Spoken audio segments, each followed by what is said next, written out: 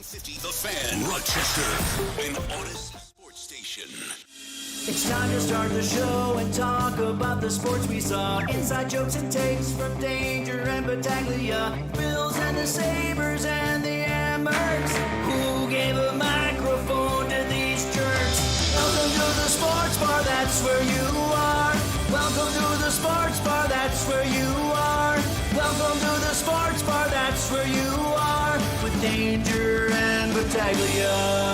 Yeah, our friend Keith McPherson, WFAN, calls August the Sunday of summer, which that's accurate if you want to just apply it to your weekend. June, you get some nice weekends. It's like a Friday, and then Saturday you're just kind of laying out. But then, yeah, you love Sunday, but you know what's right around the corner, everything else, whether, hey, I'm excited about school, but, oh, yeah, and my vacation time is up. And I kind of forget, Dan, that a lot of people are taking time off, around this time too, because because everybody kind of texts one another, and you don't realize, oh, you're on vacation this week. I forgot. It's been years since I took an August vacation. Welcome to the Sports Bar. If it sounds a little different, it's because I'm sitting in this chair today. Hello, it's Gene. Danger is in Virginia this week. Danger always says on assignment. I have no problem telling you, the gentle listener, where Danger is, because we have other responsibilities with this fine company. But as always, Dan DeLorean ready to step up, wearing his Viking hat. Mm-hmm. Let's go Vikes. Let's go everything here. Dan, always appreciate all the work you do here on this show. Thanks for having me. Yeah, Sunday of summer, August. Let's go get it, buddy. Let's go. Let's not waste any time here today. Another great show lined up today. Let's jump right into it. You can call us at 866-4FAN, 866-4326. You can write to us on X, our handle, The Fan Rochester. Just be advised, because I'm doing some different things today that I can't exactly look at your tweets in real time. So we'll do that when we go to break. So if you are looking for that immediate gratification, that's always your disclaimer. You can write to us on YouTube, too, in the chat box, too. Same deal. You can look at us. And, Dan, you were on the graphic today. You're not good. Mike Danger. I'm not Mike Danger, that's for sure. So if you want to see what Dan looks like, YouTube, YouTube, and have you ever done television, Dan? No, I don't think so. I don't think. Maybe in college. Yeah. Does Brockport have a TV station? I thought they did. I was always in the radio, so I don't know. Oh, I saw your president stepping down today. Yeah. Yeah, maybe put your resume. Okay. So those are the ways you could reach us. Great show as we have quite often here lined up on a Tuesday. 4:30 today.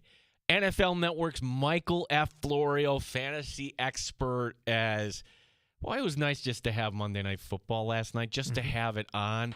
The Bengals and Commanders taking a different approach. Like, hey, let's play some starters here. Seems like that Commanders backfield has a little spice to it. The reports that the Commanders looking to shop Brian Robinson. We're like, why? He was good last year. Well, they think they may have somebody better. We'll let Michael F. Florio kind of explain here. That's coming up at the bottom of the 4 o'clock hour. Bottom of this hour from Matt Perino. Shout Podcast, Syracuse Post-Standard for the latest from One Bills Drive as the team getting the practice in. Sean McDermott speaking. We will get to some of this audio, and I think there's one clear Bills lead today. We can go over the injuries, a couple more bottom of the roster moves. We'll talk about that. We can talk about the Buccaneers. But there's one soundbite that we got coming up that it's going to, whoa. 4:05 today. Ripper's coming in. We've never had Craig Rybczynski from the Rochester Nighthawks join in. And because, primarily because he does the broadcast on a station nobody can hear. Oh, sorry, I said that out loud. We've never had the opportunity to bring Ripper in. I've known Craig for a number of years. We did the Rattlers 1 year together. We did some RIT lacrosse, and I think it's an exciting time to kind of get an update on the Nighthawks and where things are going. Hey, there was a team that moved, in case you missed that, Albany. They're up in Oshawa. I saw that. Yeah, so and who knows if there's going to be more movement, but are we going to have a CBA? How's this team going to look? What is going on? And I would think, too, they're hiring over there. Like, if you're ever looking to get into sports, this would be the opportunity. They need help over there. New ownership, everything happening. Craig Rybczynski coming up at 4:05, joining us live in studio. Again, our number 866-4FAN, 866-4326. Let's get to This quote from Sean McDermott talking about the safety position. I think we're looking for that other safety to play alongside of T-Rap. There's been really good moments for all those guys back there, young and some of the more veteran guys that are back there have played for us. But I think we're still looking to find who is it going to be and how consistent can they become and how quickly can they grow if they're a younger player. And so you're always looking to figure that other piece out. Right now for us, we know who T-Rap is. We know what he brings to the table. It's what other piece can go along with T-Rap. Wow. Okay, Cole Bishop, that job is not yours. Entering camp, I think the consensus was, well, it's his to lose. Well, you're halfway to that point right now. And being on the field is paramount, and he wasn't on the field for the last part of the Fisher portion of camp. And you saw what happened the other night, too, in Chicago. But let's not let DeMar Hamlin off the hook here. Hamlin wasn't good either in that game. So is there somebody else who can step up? Not helping the cause today, Dan. Jordan Hancock with this shoulder issue not practicing. And that's kind of I would have liked to see, would the Bills actually entrust a very key piece to this defense to a rookie? Well, we're not likely to find that out this week. And if we're not going to find it out in the preseason game, hard for me to imagine that your week 1 starter is going to be Jordan Hancock. Ultimately, it'll probably be Cole Bishop, but the coach is not babying. He's not a rookie anymore. You're not going to just hand the job over to Cole Bishop. Well, you might have to. At this stage. Well, if all things are equal, do they trust Hamlin or do they trust Bishop more? I think I trust Hamlin more. I don't know if they feel that way just because he's been in the system longer, but I don't think either player's playing well at the moment. So Derek Forrest has become an afterthought. I thought, okay, coming over to the Commanders and you saw some highlights, but here's the funny thing about highlights. Those are the high points, okay? It's not the other things that we don't see on film. That's where we kind of get tripped up sometimes, right? There's another player on this team that I think we got tripped up because we saw a piece of video in the spring like, ooh, and this guy was a second-round pick. And, he played here. He played there. I don't know, and we'll ask Matt Perino about Elijah Moore, but Sean McDermott also talking about kind of the state of the wide receiver position. I think we got a pretty good feel for, 1, 2, 3, but who's 4, 5, 6, 4, 5, 6, 7, who's 4, 5, 6, who's 4 and 5, is it 5 and 4 or 4 and 5, you know what I mean? So it's, once you get kind of after that third group, that third person there, it's trying to figure out who the rest of them are and how they can help us not only on offense but on special teams and how we can ensure if we have someone not going to go down that we have the right person, profile, size, speed, whatever it is to make sure we don't, drop too far with that next spot. So always trying to figure out the puzzle of the roster this time of year and the numbers and how it's going to affect special teams and vice versa. Don, how do you juggle a guy like Tyrell Shavers who's been available, who's been showing you stuff, with someone like Curtis who's been on the mend and we haven't, even though his history as a player, this training camp and preseason, he hasn't been available. How do you think juggle those evaluations? That's real. You try and look at everything through the truth window and say, this is what we know, this is who this player is and what they've shown us this year. You try and also look back at the history a little bit too and say, what has the history said to us and how has that spoken to us? And so you try and put it all together. It's not easy to do and it's never always the same from one case to another, but you try and say, what do we know right now, right, from this camp? And because sometimes that's all you can evaluate, especially when someone hasn't taken a lot of reps, whether it's Curtis or some of the other guys that have just not been able to rep to camp to this point. Okay. Truth window. That's a cliche I've never heard before. Where does he come up with these things? I don't know. Like, maybe is that an upper management? Is that part of his PR team? Yeah, the truth window. Well, if we're just going through the truth window, and he was asked the question, but really this comes down to Samuel V. Shavers, right? He did give an update on before we kind of dive into a little bit more of that on Khalil Shakir, and it's trending okay. No setbacks. I saw him this morning, had a good conversation in the hallway with him this morning, and he continues to rehab. And, we didn't take him on the trip this past weekend because it's best with our resources here for him to stay here and rehab. So no change to his schedule. He continues to rehab, and the goal is to get him back as soon as possible, whether that's, the end of this week, beginning of next, somewhere next week, it remains to be seen. Okay. So there was one report that he could be back on the practice field next week. That's where that's coming from. Shakir and Coleman, two solid guys in this wide receiver room, Dan. But then 4, 5, 6, 7. He lost 6, me 7, all the numbers. Sorry, all the numbers. Yeah, yeah. it was like bring in Count Hesco for that, counting all that. If we're looking through the truth window. Who's a better football player? Can we just ask that? Who is going to help this team win games? Honestly, kind of leaning on Shavers a little bit. I am too. Right. But the truth window is this, okay?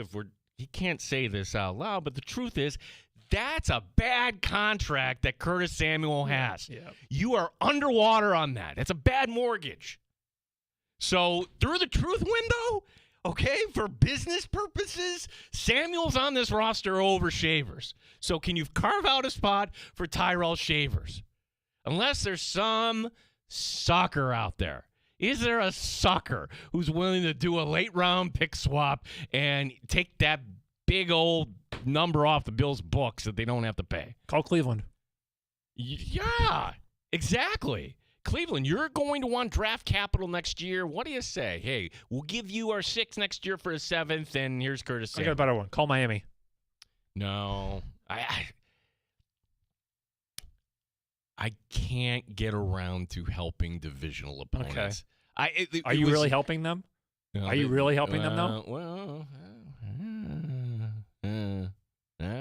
yeah, is Curtis Samuel going to come back and have a Curtis Samuel I don't think revenge so. game? I don't even know if they have in Miami at this point, other than Tyreek Hill. Yeah. I'm not helping the Patriots. I'm not helping the Jets. The Giants? Call Dable instead of the Giants? I don't think the Dable thing because Samuel wasn't here yet. Okay. Carolina, do you send him back there? That pipeline. Yeah, is there a team like Dallas? Like, who wants more? Who might have a wide receiver need? What am I kidding? It's not happening. Yeah. This is a futile exercise. So if we're just putting, just being honest with ourselves, I think that's kind of like the layman's terms. We're just being honest. Samuel's on this roster. Yeah. It's you're not taking a dead cap number. Samuel, like, what would be the expectation for number of plays that you would help win? Example, like Josh Norman was on the roster, and he did a peanut punch in the COVID year against the Raiders, and that helped the Bills win a game. One play. Yeah. Like for Samuel, like what would you need? 5 plays? He had a hell of a touchdown against the Broncos. We're having this discussion because of that. Yeah. Like that was one where he pivoted and bam, turned it upfield. And Dan, again, maybe this is all kind of a moot point conversation. If Curtis Samuel is healthy, that's the he was out there limited today. So, which means he's off to the side. He's doing running, but he's not doing the full on kind of work here. Let me kind of go over the practice notes here. So limited today, along with Samuel, Alec Anderson, Shaq Thompson, Connor McGovern, who didn't dress. I guess he's got some sort in the Bears game. Everybody's like, "Oh my gosh, Connor McGovern, he didn't dress. Does he want a new contract?" No. No, he just had some minor soft tissue thing. Nelson Caesar, Cam Lewis, Javon Solomon not practicing today. Cedric Van Granger, where I think for that wannabe backup center on this team, I think he's going to start the season on IR. That's just my guess here. Tylen Grable, Keontae Jenkins, and Harrison and Shakir. Maxwell Harrison was out there today on an exercise bike with a knee brace, so the cameras kind of caught him. Shakir, we mentioned. You have Tyler Bass kicking. He's expected to play against Tampa. Okay. No, for Tyler Bass, I hope he makes this kick Saturday because Monday, Dan, if we have the Tyler Bass oopsie game, people will freak out about that. So just for Tyler, just get it done coming up. And then Mike White hurt his throwing hand, which that may be something, it may be nothing, but I've called that race. It's Mitchell Trubisky. Doesn't matter. It's true. Yeah, exactly. So at this point, and again, do you think Sean McDermott was going to tell us who's playing, who's not? No, he doesn't need to. I was asked, why didn't he let us know? Why? Because it's not required. Not required. You don't need an official injury report. They don't want betting on preseason games. So maybe we'll get to that point. Darrington Evans going on IR. So to Corey Couch and Caden Prather go on waived injured, which that's a bummer because in that Giants game, I thought, Couch makes a play. I'm like, okay, could that be somebody you keep on the practice squad and maybe you call up? Does he have a chance at the 53? No, he's not out of the league right now. Hopefully he gets another shot. And you want to talk about bad luck. It's like, where do I know this name? Jarvion Howard. Oh, yeah, he was at Syracuse. Finishes up at Alcorn State. Quite honestly, Dan, I have no idea. But he was picked up today because the Bills need a running back with Evans going on IR, along with a wide receiver named Grant Dubose, who had 2 catches with the Dolphins last year. Jarvion Howard hurting his ankle today and couldn't finish practice. Bad luck. And that is can you imagine? Finally, it's like 1% of 1%. Yeah. That you'll show something and the team might be like, let's absolutely keep him on the practice squad or whatever. And no, now it sounds like that would even be asking for a lot there. 866-4FAN, 866-4326. Matt Perino, the Syracuse Post-Standard, coming up at the bottom of this hour. Bills and Bengals coming up Saturday. And, Dan, I'm just wondering, I hope Mother Nature doesn't keep us up all night Saturday on this. An evening game in Tampa, what could go wrong? He better be conditioned going down there, too. Well, I think Josh talked about that today in his press conference about conditioning and just ramping up for even last week as well, just staying ready for this environment coming up. Yeah, I do like the way they kind of handle this where, okay, you're not going to play, but you're still dressing and you're still going through the stretches. You're still doing your warm-up. That's just like getting a little mini workout in, right? So, I have no problem with that. And we could debate, if you like, should the starters play? Should they not play? At this point, it doesn't matter at this point. No, it's a veteran team with a capital V. Yeah. Veteran across the board. And it's such a long, long journey this NFL season where things when we're talking about here on August 19th, when we get to November 19th, I'll have no idea. That was important back then? You're kidding me. The safety position, we have so-and-so. What do you these are the things that, kind of during the course of the season, and to put any risk on any starter coming up with any sort of injury, Dan. Not worth it. Not worth it. And look, Baltimore's going to be the tough game. You lose the Ravens, it's not the end of the world because the rest of the schedule, leading up into Kansas City, theoretically, you could be okay. You could go into that Kansas City game with just one loss in the division. If they get the Baltimore game, all right, then it's fantastic. That's what I love about the NFL. You only get 17 of these. They all mean something to a varying degree. And in the preseason, Dan, it's I think we're all kind of, all right, let's just kind of. We're ready. We're ready for week 1.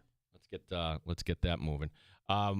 Baseball, just kind of check the scoreboard here, and we've got the Cubs leading the Brewers 5-0. Quick take here. I hate this realignment idea. Yeah, I don't like it either. I just absolutely to say that this would benefit the players with less travel. This isn't NBA. This isn't load management. No, it's not. It's not, Dan. Baseball is a sport where you play every day. Yeah. And what are we talking here? 6 additional Yankee games? This is not understanding. And look, Danger's, if he were here, he'd be mocking me because I'm going to go baseball writer here. But in time, we mark sports. Yeah. We just do. If you're a kid, chances are you may remember the World Series champion when you were 10 years old better than what you had for lunch yesterday. Yeah. Like, that's how we mark time. And kind of going along with that is the tradition of the sport. And you could say, well, Gene, there's been drastic changes, interleague play and DH. I get all that. But to turn this into the NBA, where you're going to basically have an Eastern Conference and a Western Conference, and maybe you'll get a carryover game here or there, and I don't like it. I'm sorry. I'm just not in favor. You have to keep American and national leagues. Let me give you an analogy here. Would the NFL ever do that? No.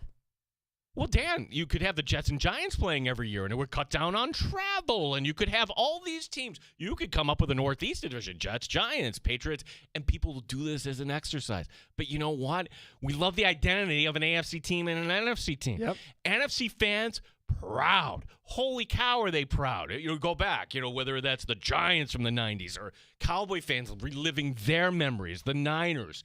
They look down, AFC, huh? But maybe if you're the older generation where the AFC was when they were the AFL, throwing the ball around. Okay, the identity matters to a sport. Yes. So why would we just take the TNT and blow that up in baseball right now? That's a very good question because they like change and they want innovation and make something. They want to be on the same level as the NFL. They want to be able to. You can throw this idea out there. I don't like too it. far. I don't like it. Too Just far. Leave it alone because you have your rivalries, you have your history and everything. Just leave it alone. You made your changes. You have your pitch clock and your ghost runner on second and your disengagements and everything. You have that. There's your changes right there. Let that sit in for a century before you change anything else around with the sport. Is it me, or do I still get confused this day about Houston and Milwaukee? With just they because- flip. Yeah. Yeah, I mean, it's like, okay, then you're going to do that with, 12 to 15 teams? No. Just no, it's dumb. Yes, Thank I you. agree.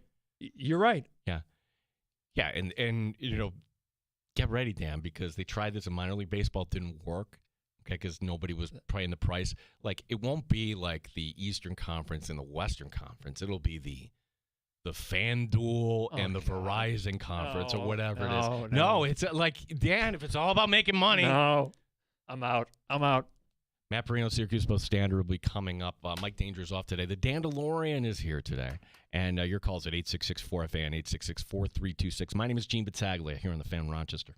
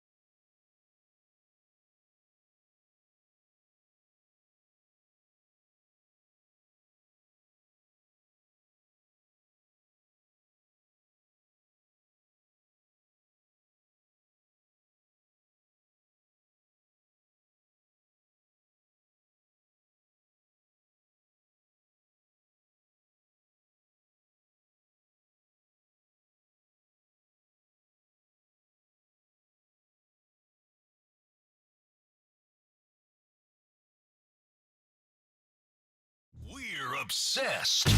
Sprinkle in Amherst hockey, and you know why we are the Fan Rochester. The Fan Rochester Sports Update. From practice today, quarterback Mike White hurting his throwing hand. Curtis Samuel returning to practice on a limited basis. Head coach Sean McDermott also giving an update on Tyler Bass. We have a schedule that's been laid out with his rehab as well, and he's going to inch forward this week. That's the vision for T. Bass, including today, tomorrow, kicking on the side, not with the team, but starting Thursday, if all goes well, according to plan. He will kick with the team and then hopefully going into the game this week. There are also multiple reports that former wide receiver of the Bills, Gabe Davis, making a free agent visit to the team at some point this week. Bills and Buccaneers will begin at 7:30 this coming Saturday night. We'll talk Bills football next. Matt Perino, the Syracuse Post-Standard, and the Shout podcast to join us. Red Wings tonight hosting Toledo. The Cubs are up on the Brewers 5-1, and they're in fourth. Gene Battaglia, the sports leader, 95.7 FM and AM 950, The Fan, Rochester. Pull up a stool and join us. 585-866-4FAN. 866-4326. The Sports Bar with Danger and Battaglia on the Sports Leader, 95.7 FM and AM 950, The Fan, Rochester. Well, anytime you lose 38-0, there's going to be some questions, and certainly one of those we have entering today is about the safety position, and Sean McDermott giving a quote today, kind of suggesting that the position next to Taylor Rapp is wide open as we welcome in Matt Perino, the Syracuse Post-Standard. Matt, always appreciate your time today. And what did you think of Sean McDermott giving that honest assessment? How would you evaluate that safety position right now, that competition next to Taylor Rapp? I mean, I see no lies, right? Like, that is where we should be at here after what we just watched from Cole Bishop on Sunday night. And listen, I think that the way that they approached the position in the offseason was, let's not bring in any, and they probably would never say this, and maybe, they view DeMar Hamlin a little bit differently inside the building than on the outside of the building. But knowing what I think is the ceiling of that player, they didn't do a whole lot at the position. I mean, bringing in Derek Forrest, who, had some upside. I was pretty high on the signing when it happened. That wasn't a very big move. And, they bring in a rookie in Jordan Hancock, who I would argue has been, outside of Taylor Rapp, the most impressive safety option of the bunch this summer. And I've been talking about it on my show the last couple of days. It feels like we're seeing the beginning stages of a similar arc to Christian Benford in Jordan Hancock. When the Bills drafted Kyer Elam, he was supposed to be the guy. I know Bishop's not a rookie. He's a second-year player, but he's in a similar spot. They drafted him to be one of the starting safeties. And now we're a year later, another injury later, and we're starting to talk about and envision what this thing could look like if it ends up being Jordan Hancock out there. Now, the one thing I throw in there is Cam Lewis is another option that the Bills can go with. Now, he is right now their top slot corner backup to Taron Johnson. It's a valuable role. He plays that position well. I think Brandon Codrington looked pretty lost out there in that role on Sunday against the Bears. So I don't know if the Bills want to major him at that spot, if they're still going to use him as kind of a utility player. But he's somebody that, if you don't like what you're seeing, DeMar Hamlin, for all intents and purposes, he looked equally as bad as Cole Bishop in that game the other night. So not a lot of answers right now outside of Taylor Rapp, a lot more questions at safety. More on Hancock, because he got hurt in that game. Do we have any idea to what extent that is right now, Matt? I think it's a good sign that Sean McDermott said, he's probably expected to be out this week and not be able to get back for the game. He said after the game, Jordan did, that he was already feeling better after, the pain that he went through at the injury. So you're hoping this doesn't linger into the season. And I think the fact that, just ruling out the game at this point is a positive sign. But he's a physical player. He plays a physical position. If that's a shoulder injury, that's going to be something that they want to watch and not turn into a long-term issue. That's going to be worth watching. It's a shame, too, because that's one piece of information that Sean McDermott gave, was that reading between the lines, you said he flashed in that game. And I would say that Hancock's flashed a lot this summer. I just don't know if he's going to now be in a spot to make a run at that job if he misses a whole week's worth of practices and a preseason game. Yeah, we were kind of debating this too, Matt, because now you pull up the list of free agent safeties. Oh, hey, there's Justin Simmons, and we'll have this conversation again. I mean, what's the likelihood? Certainly they're having the conversations right now, but is that an option in your opinion? I mean, it's always an option depending on how bad this situation gets. I think a guy like Lewis is a better option than anything they can get on the free agent market right now. There's a reason a lot of these guys are still available, and that's a piece of it. And it's a very tough ask to have one of these guys come in off the street and learn this defense fast enough to play that position and play that role in this defense. I think it's the reason why we didn't see them address the spot after the spring and coming into the summer. I know the Bishop injury hadn't happened yet, but I think that there's a couple of guys that if they even have to land on Hamlin, which is always in the range of outcomes, I don't think that the Bills would be necessarily fearful about a stretch of time with Hamlin having to start.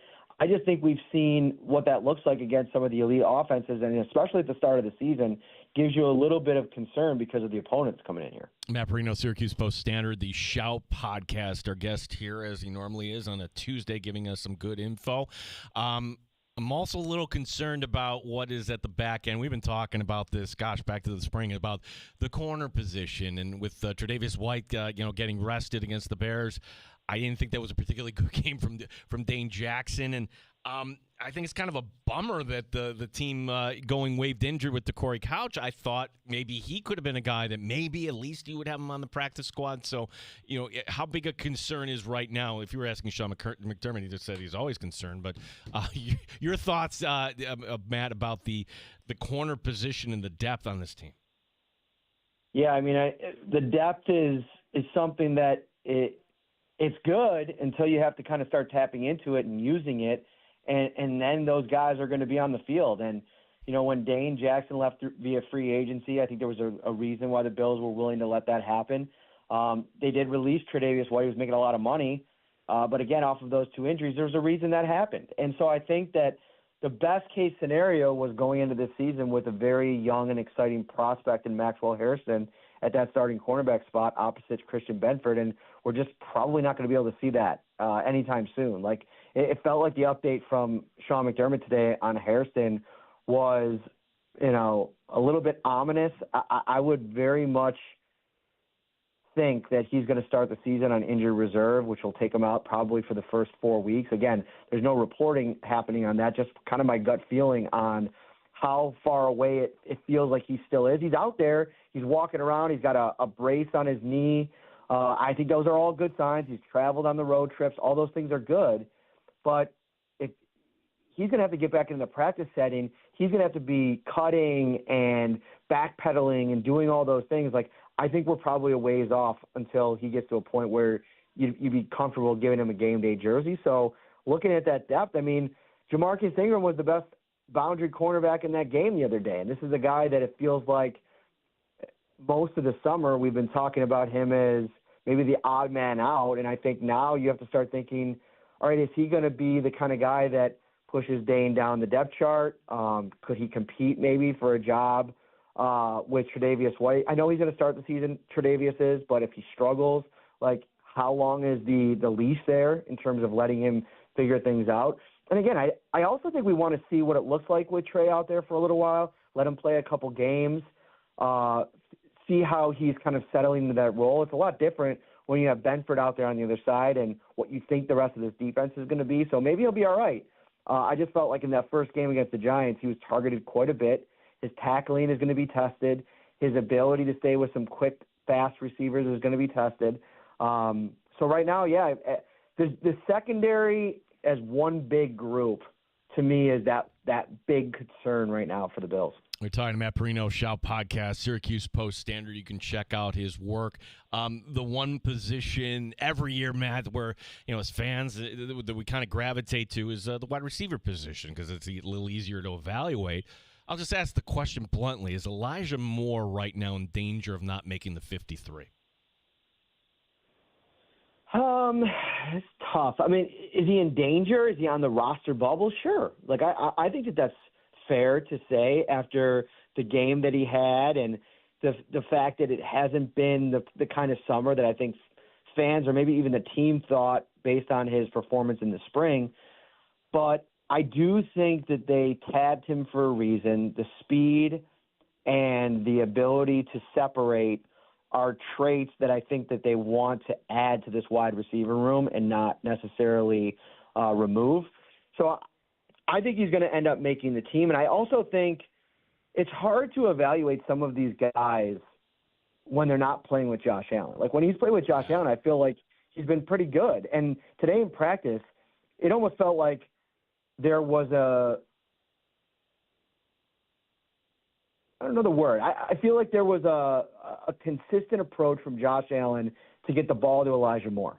And he made a couple of really nice catches, a couple of really big plays. And I feel like that's happened a lot. I mean, maybe not so much since the pads have come on, but there have been some times where you're like, okay, you see the explosiveness and you're like, that's what it could look like. And I think he's a guy that's done it in the league for a couple of years. So I'm not closing the door on that yet. I'm also not closing the door on Curtis Samuel. I know a lot of people think he's probably going to, be somebody that might be on the chopping block. I don't foresee that happening. The contract is what it is, and I still think that they think if he's healthy and available, he can help them in what they can do, and he knows the offense, and he knows Brady. He's been with Josh Allen for a year. So the Davis thing is interesting. To me, I think it's like, let's bring in Gabe Davis. He's somebody that's been in our system. Let's check on the medical, because to me that's the part of it that we've talked about Gabe several times this offseason on Shout. And what I keep coming back to as the big deterrent to bringing him back in the mix, it has nothing to do with him as a football player. I can talk about some of the concerns I have with him in that department, but at the end of the day, as wide receiver 4, 5, or 6, whatever it ends up being, I think Gabe Davis is a good player in any one of those roles. The issue for me is, can he stay healthy? I feel like his body has really started to break down over the last 2 years. I mean, if you think about his end run with the Bills, I'm pretty sure he had like 2 or 3 nagging injuries that kept popping up. He was on the injury report for a bunch of different reasons. I think he came out on a podcast and said he wasn't healthy for the back half of the season. I think he even came out of a playoff game. He wasn't even available in the last playoff game, if I remember correctly. So, and then you had the torn meniscus in a disappointing season with Jacksonville. And I just don't know if he checks the medicals to be able to, all right, you already got a guy that you're dealing with a lot of injury issues with in Curtis Samuel. Do you want to bring another one in that has similar issues? So from a football perspective, as wide receiver 4 or 5, sign me up. I just don't know if all of the other stuff is worth it. We'll see, though. Yeah, you answered my next question in that answer, Matt, too, because, why hasn't Gabe Davis ended up on a team? Well, quite likely it's because maybe he's not 100%. Could you see a pathway, perhaps, if he's not 100% right now? You know what, Gabe? Come work out here. You know this offense. You'll be on the practice squad and do what you do, and then at some point you're going to get a shot here, and we'll elevate you. I think that's my favorite approach if the Steelers don't sign him, because he's meeting with the Steelers this week as well. That's a second meeting. I don't know. I heard him on a podcast. I think it was with Kay Adams maybe a month ago or so. And he seemed kind of lukewarm on the idea of Buffalo, but Josh Allen, spoke glowingly about him today. He said that they've been in contact, been good friends for a long time since he's been in Buffalo. They've been in contact since he's left. And that to me is the biggest piece of this too, is like, Josh Allen usually gets what Josh Allen wants. And if he wants Gabe Davis back in the mix, that could be something the Bills look to pursue. I also think it was some weird stuff. Like, I was talking to my brother this morning when the news broke, and he brought up that maybe there was some stuff in that game that the Jacksonville – did they come to Buffalo last season? And maybe Gabe had some exchanges with the fans. I don't know. I've seen some things on social media about that. Do you remember any of that, Gino? No, I actually, I think I do. I'd have to look up that video. Yeah, it rings a bell, Matt. Yeah, something. Okay. Yeah, so no, there was something. That part of it too. I can understand why some fans might be like, "Oh, that's a hard no for me." If you thought that there was a little bit of animosity there, but every sense that I've gotten from Gabe over the years is that, he was definitely Team Bills Mafia. And I think going to the other side, there's a lot of conversation around his worth. And, he goes and signs a contract for $39 million over 3 seasons. And I think a lot of Bills fans were like, count me out at that number. And probably rightfully so. I think that I was out at that number as well.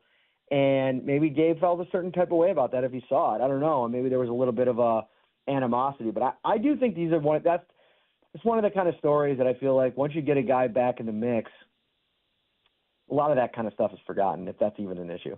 Yeah, Bills Gabe Davis has screaming match with fans ahead of free agency. Of course, that's the New York Post putting that out. So Matt Perino, Syracuse Post-Standard Shout podcast. Matt, a name you brought up when we were talking about the secondary. Brandon Codrington, okay, we can kind of agree. Okay, now that's not somebody who's going to help you out in that department. Is he a luxury item to keep on the 53? And I would ask the question this way. Is that somebody that is that much of a difference maker that he deserves a spot as just kind of a return specialist?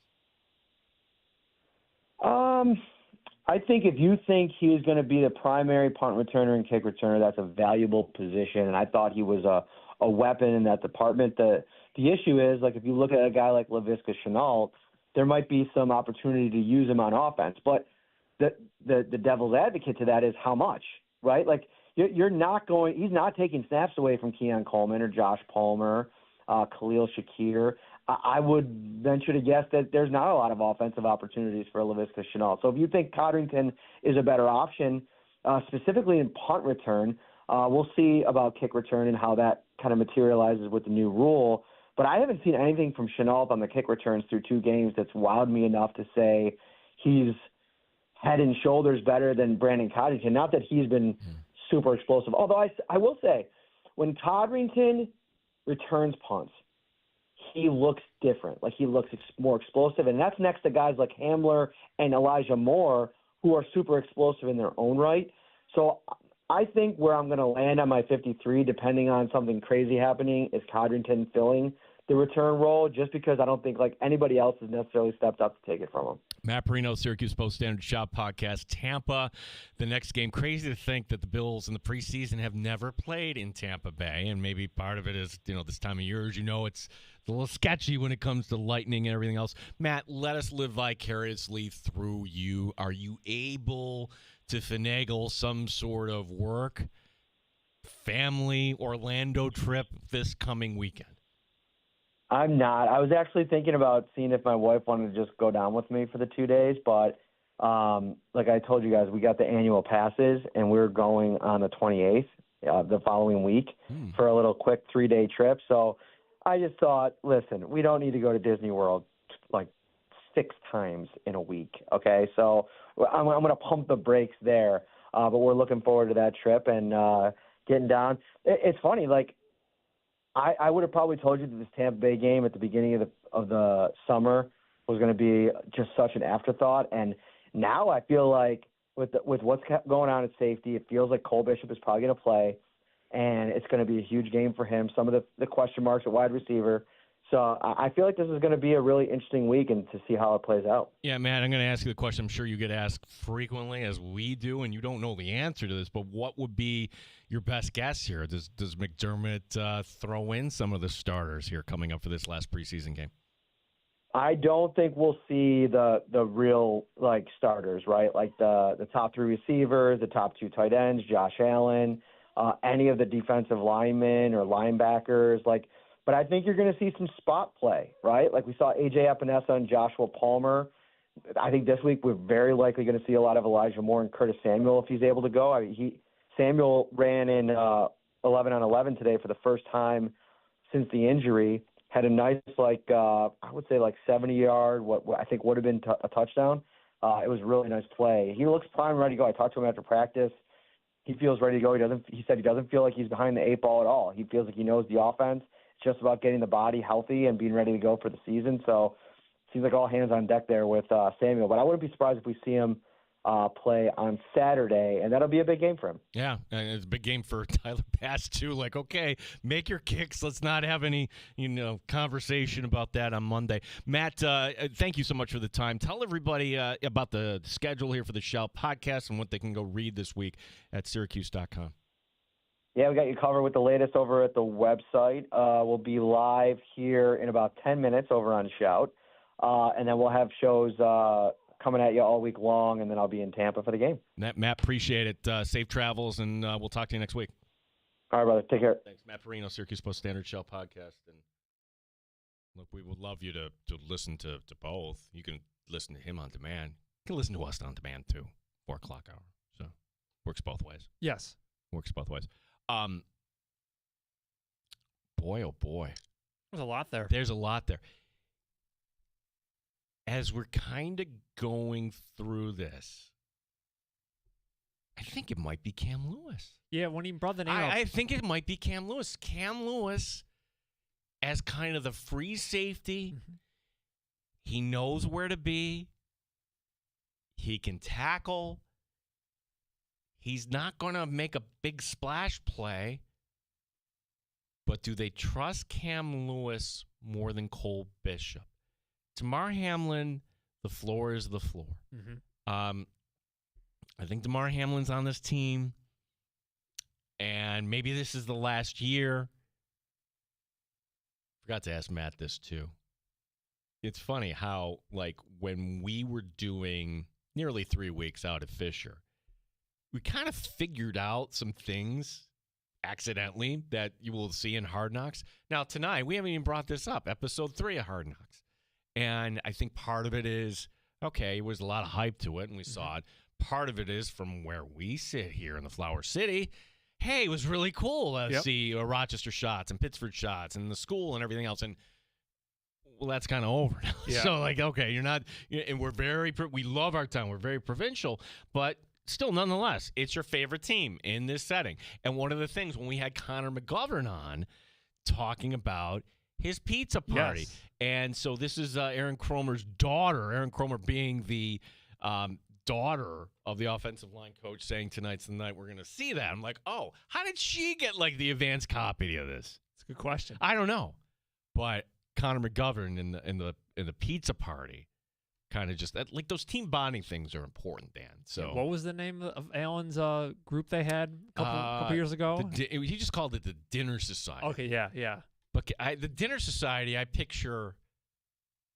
I'm not trying to be blasphemous, but something like the Last Supper, that shape of the table, and we're all going to exchange views on the world, about politics and religion and wealth and everything else, and. Yeah, we're not going to talk. That was a little peek behind the curtain when Josh Allen was talking about the Dinner Society. The pizza party, you're not doing that. You're just give me the next life. Woof. Yeah. You hang out, and there's a ball game on. Oh, good, it's the Yankees. Let's watch a little bit and hang out and have a few beers. There you go. I mean, that's, liking your coworkers is important, Dan. I'm cueing you to like me more. Yes, sir. Yes, sir. You. Fun next hour we got planned here. Michael F. Florio, NFL Network. Hey, you may have a fantasy draft this weekend, or certainly next week. Yeah, here we go. I'm thrilled we have this relationship with Michael F. Florio, and that on top of it, he's a Bills fan, so we'll get his Bills take as well. And then also, we'll be talking to Craig Brzezinski from the Rochester Nighthawks, where, they got a lot going on. It's been kind of a whirlwind. So, hey, new ownership, but now there's this new ownership. Do you get to put your foot to the pedal here and try to go win the damn thing? Oh, and by the way, there's a CBA that's not kind of figured out yet. So we'll see what Craig can share, what he can or what he can't. We have time for your calls at 866-4FAN, 866-4326. Before we go to break, a quick check of the Twitter. Chris in Kentucky writing, we have a Dandalorian sighting. Yes, we do. You want to see Dan?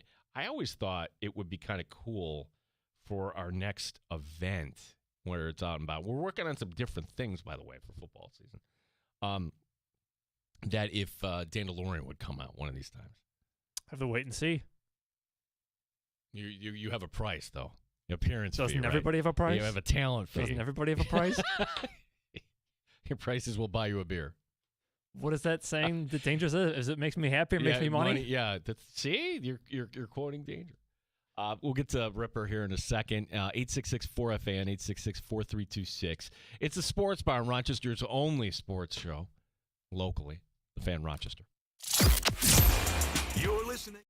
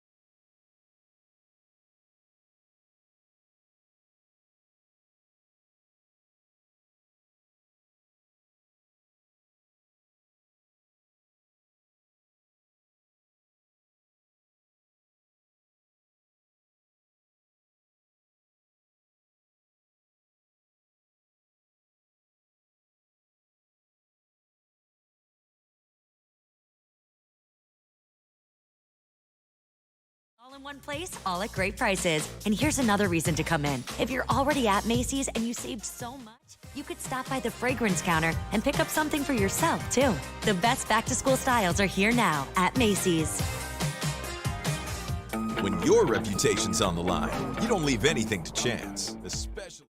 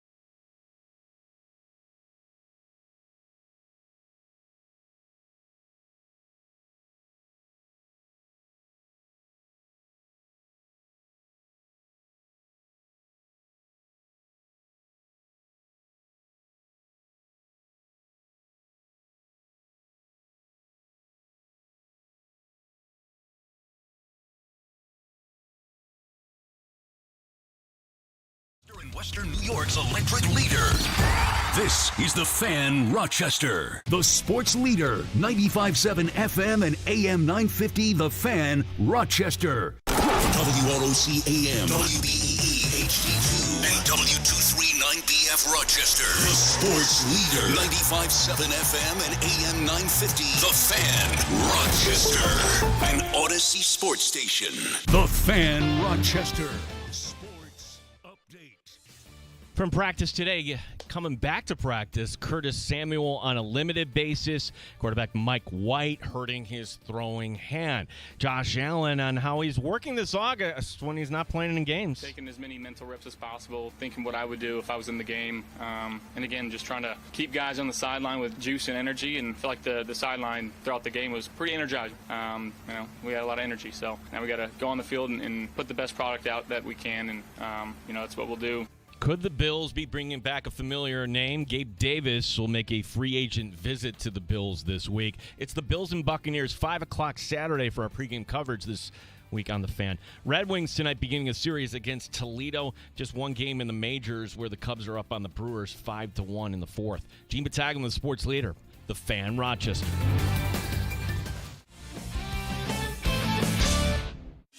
It's time to start the show and talk about the sports we saw. Inside jokes and takes from Danger and Battaglia. Bills and the Sabres and the Amherst. Who gave a microphone to these jerks? Welcome to the sports bar, that's where you are. Welcome to the sports bar, that's where you are. Welcome to the sports bar, that's where you are. With Danger and Battaglia. As we roll on into hour number 2, Mike Danger is off today, and tomorrow will be back on Thursday. As we want to thank, again, Matt Perino, Syracuse Post-Standard, the Shout Podcast, for joining us last hour, giving us kind of the practice update. If you missed that, you can go and download the Odyssey app and listen back at about 3:30 in time. We welcome in a good friend, somebody I've known for a long time. What year was that? It was 2001, I want to say, basically. The old Rattlers. Oh, yeah. It's been a long time. It's our buddy Craig Brzezinski as we bring him in now on the YouTube feed here. Wearing the Nighthawk here. Let's get the question right out of the way. Craig Brzezinski with the Nighthawks. The big important question fans want to know. Are we going back to the purple and teal, Craig Brzezinski? Great question. I love to start off with a question like that.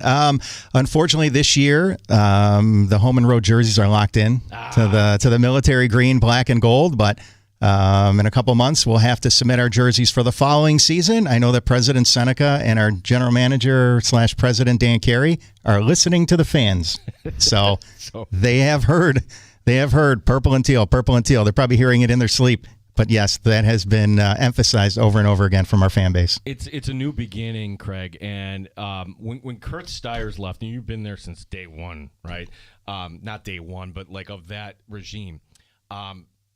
It felt like the First Nation community didn't kind of follow along with the Pagulas, and then you had the pandemic, you had other stuff. But what is that going to mean just to have that community kind of support once again for this lacrosse team that everybody loves here? Yeah, I think it means more than a lot of people in Rochester realize. If you go up to Six Nations in the building that Kurt Stiers built, the Iroquois Lacrosse Arena, it is filled with Rochester Nighthawks memorabilia, championship photos of Sid Smith, Cody Jamieson, who grew up at Six Nations. So it's a huge deal. I've been down to Allegheny, which is at the Seneca Nation, and you see all different NLL teams. Kids wearing hats and T-shirts. So I think eventually you'll see a lot of those young kids who are coming up, some who play for our junior Nighthawks programs, now wanting to play for the Rochester Nighthawks, and that's going to be an achievable goal. Now, there's got to be like a huge checklist with new ownership. The team pretty much intact, coach intact. Your GM now has a title of president, and Dan's a good guy. We love him. Glad he's staying around. Where do we begin? Because a lot of the resources here were shared between the Amherst and Nighthawks, and now you're two separate entities. Hiring. Anybody want a job here? How's that going, Craig? We are interviewing some folks this week. We have 3 of our leadership roles that we're hiring for. So that is Director of Marketing, Senior Director of Business Development, and we also have a Director of Ticketing. So those are the 3 jobs. You can go to RochesterNighthawks.com, Teamwork Online. Take a look. If you want to apply and you think you're qualified, we'd be more than happy to interview you and give you a shot. So are we 100% sure there's actually going to be a season here? I mean, when the commissioner came in, I pulled him aside, asked him, all right, I didn't want to ask this in front of everybody, tell us what's going on.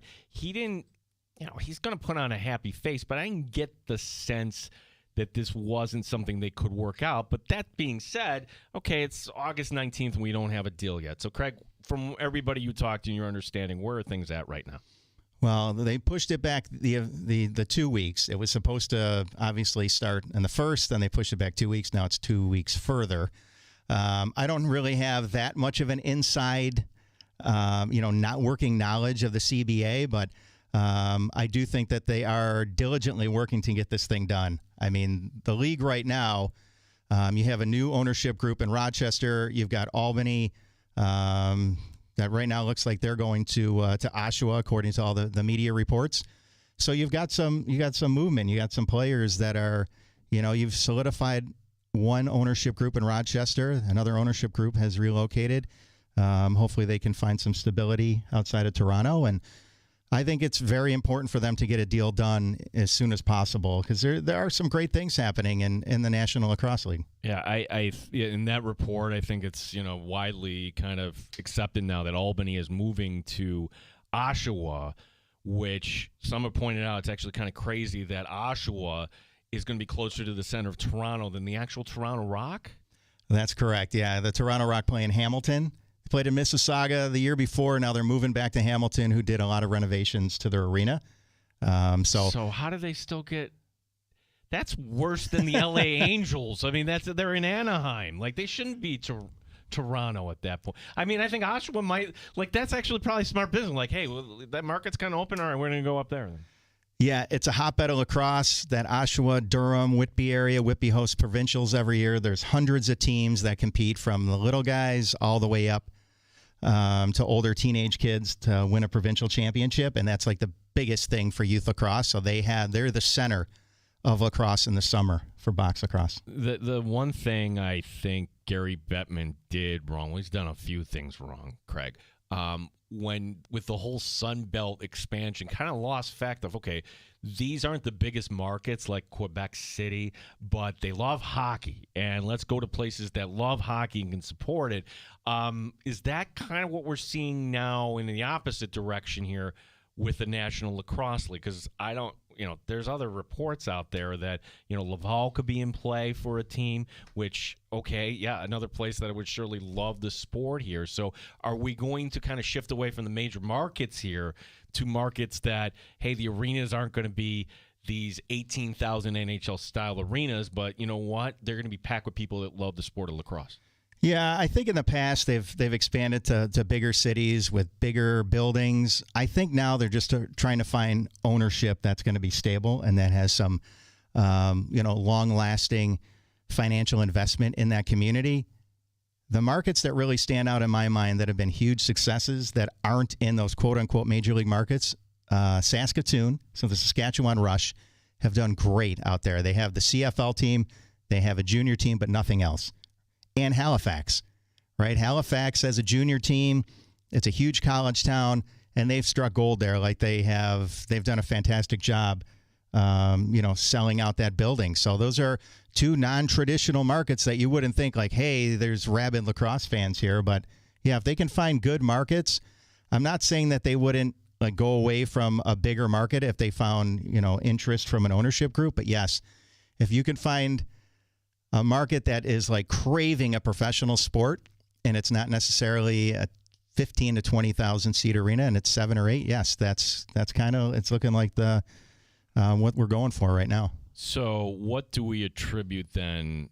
What's happened here in Buffalo? And I'll give you my theory, Craig. Of course, winning solves everything. If the Sabres are just so god awful and people love going out to games in the spring and, hey, there's this good lacrosse team and, hey, this is kind of fun, they are the main beneficiary of the Sabres being down and out. That's just my take. Is there any other reason you would cite to – because the Bandits years ago weren't light years ahead of the league here. No, they were pretty much neck and neck with Rochester. Actually, during the heyday, we had more fans in our building than Buffalo did. But again, you have this huge run of success.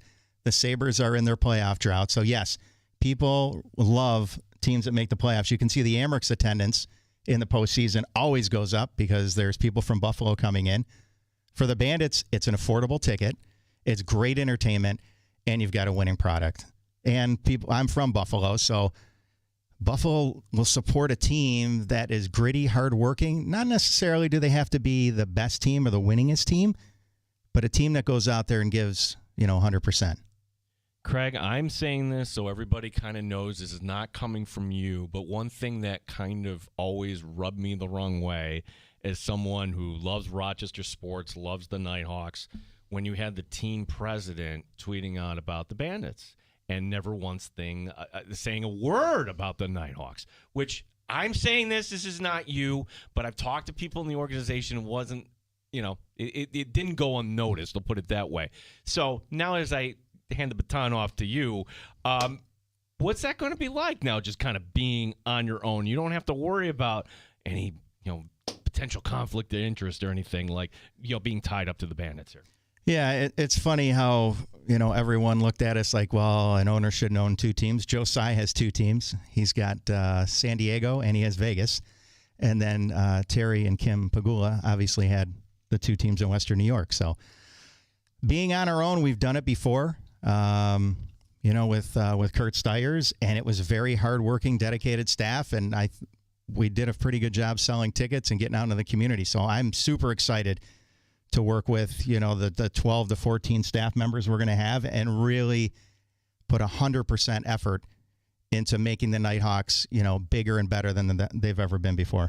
I will say this about lacrosse here in this town. Section 5 lacrosse, it's one of the hotbeds. Certainly Long Island is great. So, Craig, that's got to be like one of the things, getting just – you are doing some of that, but just the opportunity there just to have some of those kids. Heck, Joe Post was a player that just came from Canandaigua a few years ago. I'm not just talking about the players, but just selling tickets and making this more of everybody as part of the routine, making professional lacrosse here in Rochester. Yeah, I mean, it's got to be part of your sports landscape when people are thinking, okay, what game am I going to? Oh, I'm going to go to the Amerks game, Red Wings in the summer, and then, hey, Saturday nights it's down at the Blue Cross Arena to watch the Rochester Nighthawks. But going back to your point with Section 5, we have so many players now in the National Lacrosse League. T.D. Erlin plays for Toronto. We talked about Joe Post. You used to have Joe Walters. I mean, there's so many other players that played in this league. Pat Kugavin, Reggie Thorpe, they played out in Section 6 and Section 3 in Syracuse. But even Connor Fields, he grew up playing for Bishop Timon and in Western New York. There's so many of these local kids, so many success stories. And there's so many kids that are playing now in college that we take a look at now when we're going to draft. The draft September 6th. And these kids are great. They've grown up playing box lacrosse now, and that's really been a product of the Nighthawks going out and going to practices and teaching these kids and sending our players out to mentor some of these younger kids. How much of it is, okay, you can identify the player and the need and everything else, but it's also, when you're going through the draft process, the lifestyle. Okay, is this somebody that can make it to practice? Is this somebody that is comfortable? Because these guys are not pulling down, big six-figure contracts playing for the Rochester Nighthawks living in Rochester. So how much of that actually goes into the pre-draft process, Craig? Yeah, I think quite a bit. I mean, Dan Carey, not to speak for him or head coach Mike Hazen, but we really emphasize guys getting to practice. We had one fly-in guy, Mike Sisselberger, lives in the Lehigh Valley area, and even he made it to some practices. So you have to be able to make it to practice. A lot of teams will fly in the night before a game and practice. We practice Tuesday nights in Brampton, Ontario, and that really, we kind of switched to that model 3 years ago. We've made the playoffs ever since. So you have to be committed. We understand some guys have jobs. We have moved some guys into market. I think we have 6 players that live here now. So we help them out. Financially, they do some work for us in the community. So, hey, if you're committed and you want to be a Rochester Nighthawk, we'll do everything we can to make sure that you can, make a pretty decent living at it. The question I would love to ask, and I don't know we'll ever get an answer, to what degree were the Nighthawks profitable before the P&L? Because we can't pretend that that's not something going forward. That for President Seneca and everything else, this is not a charitable endeavor. Like, what are the expectations, Craig? And again, give us a sense here, like profitability in Rochester. Have you seen it happen? Can we get there with this team? I've seen us come really, really close. The Steve Donner years, and then even Kurt Steyer's, I think we did a really good job of trying to get to that break-even point, and I think we can get close again. If we can pack the building, there is a possibility to get to that break-even point, but it's going to take a lot of hard work, and that's kind of what Dan and I are committed to right now. The name you brought up, Connor Fields. I mean, there's not a nicer, more unassuming MVP in this league, and he's here in Rochester. Yeah, he reminds me a lot of Josh Allen, the guy that's kind of an unassuming superstar, and he just goes about his business. And Josh was an MVP, and so was Connor Fields, like right at the same time. So both of them are trying to look for their first championship. They're both beloved in Western New York, and Connor I've known him for a long, long time, and he is just one of the greatest people that I've ever met. So spectacular lacrosse player, but even a better person off the turf. So, Craig, give us an idea. And again, we got to go through the draft. We haven't hit free agency. I mean, it's kind of it's a question you don't know the answer, but where can you say this team is headed? I mean, maybe this is a starting point. New ownership, are they going to give you the resources to win? Absolutely. We've had those conversations. So they want a winning product on the floor. They want to come out and see the Rochester Nighthawks compete with the Buffalo Bandits. You heard President Seneca and Mayor Malik Evans saying they want a championship coming back to Rochester. And I know Dan and his scouts and his staff are 100% committed to doing that. Yeah, I'm glad you brought up Mayor Evans. I didn't want to make anything political, but I remember some prior regimes. He might not have helped you on that. So, how big a help was the city on this, saving the team? Huge. Mayor Evans, that's the first time I've ever met him in person. And just a spectacular person. I know that if it wasn't for his hard work behind the scenes of President Seneca and Commissioner Brett Fruit and Dan Carey, this would not have gotten done. Craig Rybczynski, who carried me 1 year on the Rochester Rattlers broadcast back at Frontier Field. Yeah, Craig, the heyday. The heyday back then. Craig, tell everybody how to apply, or tickets now also on sale. Yeah, season tickets are on sale, RochesterNighthawks.com. There's also a posting for the three positions that I mentioned previously. You can also call 585-454-5335 for season tickets. And our schedule should be coming out the next couple weeks, too. Ooh. So we'll start pushing those single game tickets pretty soon. And then and then I'm going to put words in your mouth. Purple and teal color uniforms coming back in 2027. We've got to wait 1 year. You never know, Gene. You never know. So, Ripper. Who gave you the name Ripper? That goes back to my family days. Rip is usually a nickname. My late uncle Mike, his nickname was Ripper, so I was very proud to get that nickname. Rybczynski is not easy to say, so everyone gets a nickname. I ended up with Ripper. Ripper, and everybody knows Ripper in town here. So, Ripper, thanks for stopping by. Let's do this again. Oh, absolutely. Craig Rybczynski from the Rochester Nighthawks. Fantasy football. We love fantasy football.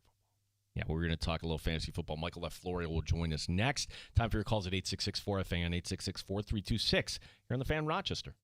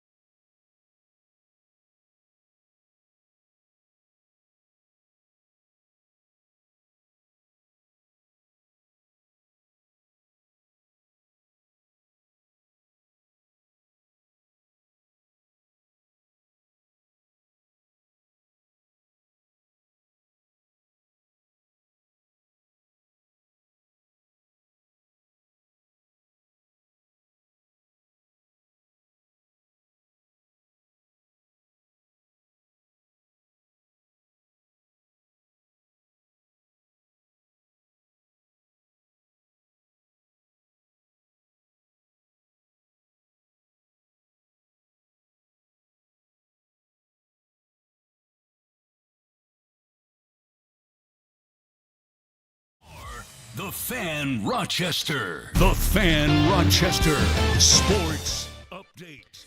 Curtis Samuel returning to practice today on a limited basis. Also, Tyler Bass could be kicking this week. Sean McDermott giving an update. We have a schedule that's been laid out with his rehab as well, and he's going to inch forward this week. That's the vision for T-Bass, including today, tomorrow, kicking on the side, not with the team, but starting Thursday, if all goes well, according to plan. He will kick with the team and then hopefully going into the game this week. A familiar name making a free agent visit, wide receiver Gabe Davis has been unsigned since he was cut by Jacksonville. Bills and Buccaneers, our coverage Saturday will begin at 5 o'clock here on the Fan Rochester. Red Wings are home tonight as they're taking on Toledo. Middle of the seventh, Cubs are up on Milwaukee 6-4. Gene Battaglin, the sports leader, 95.7 FM and AM 950, the Fan Rochester.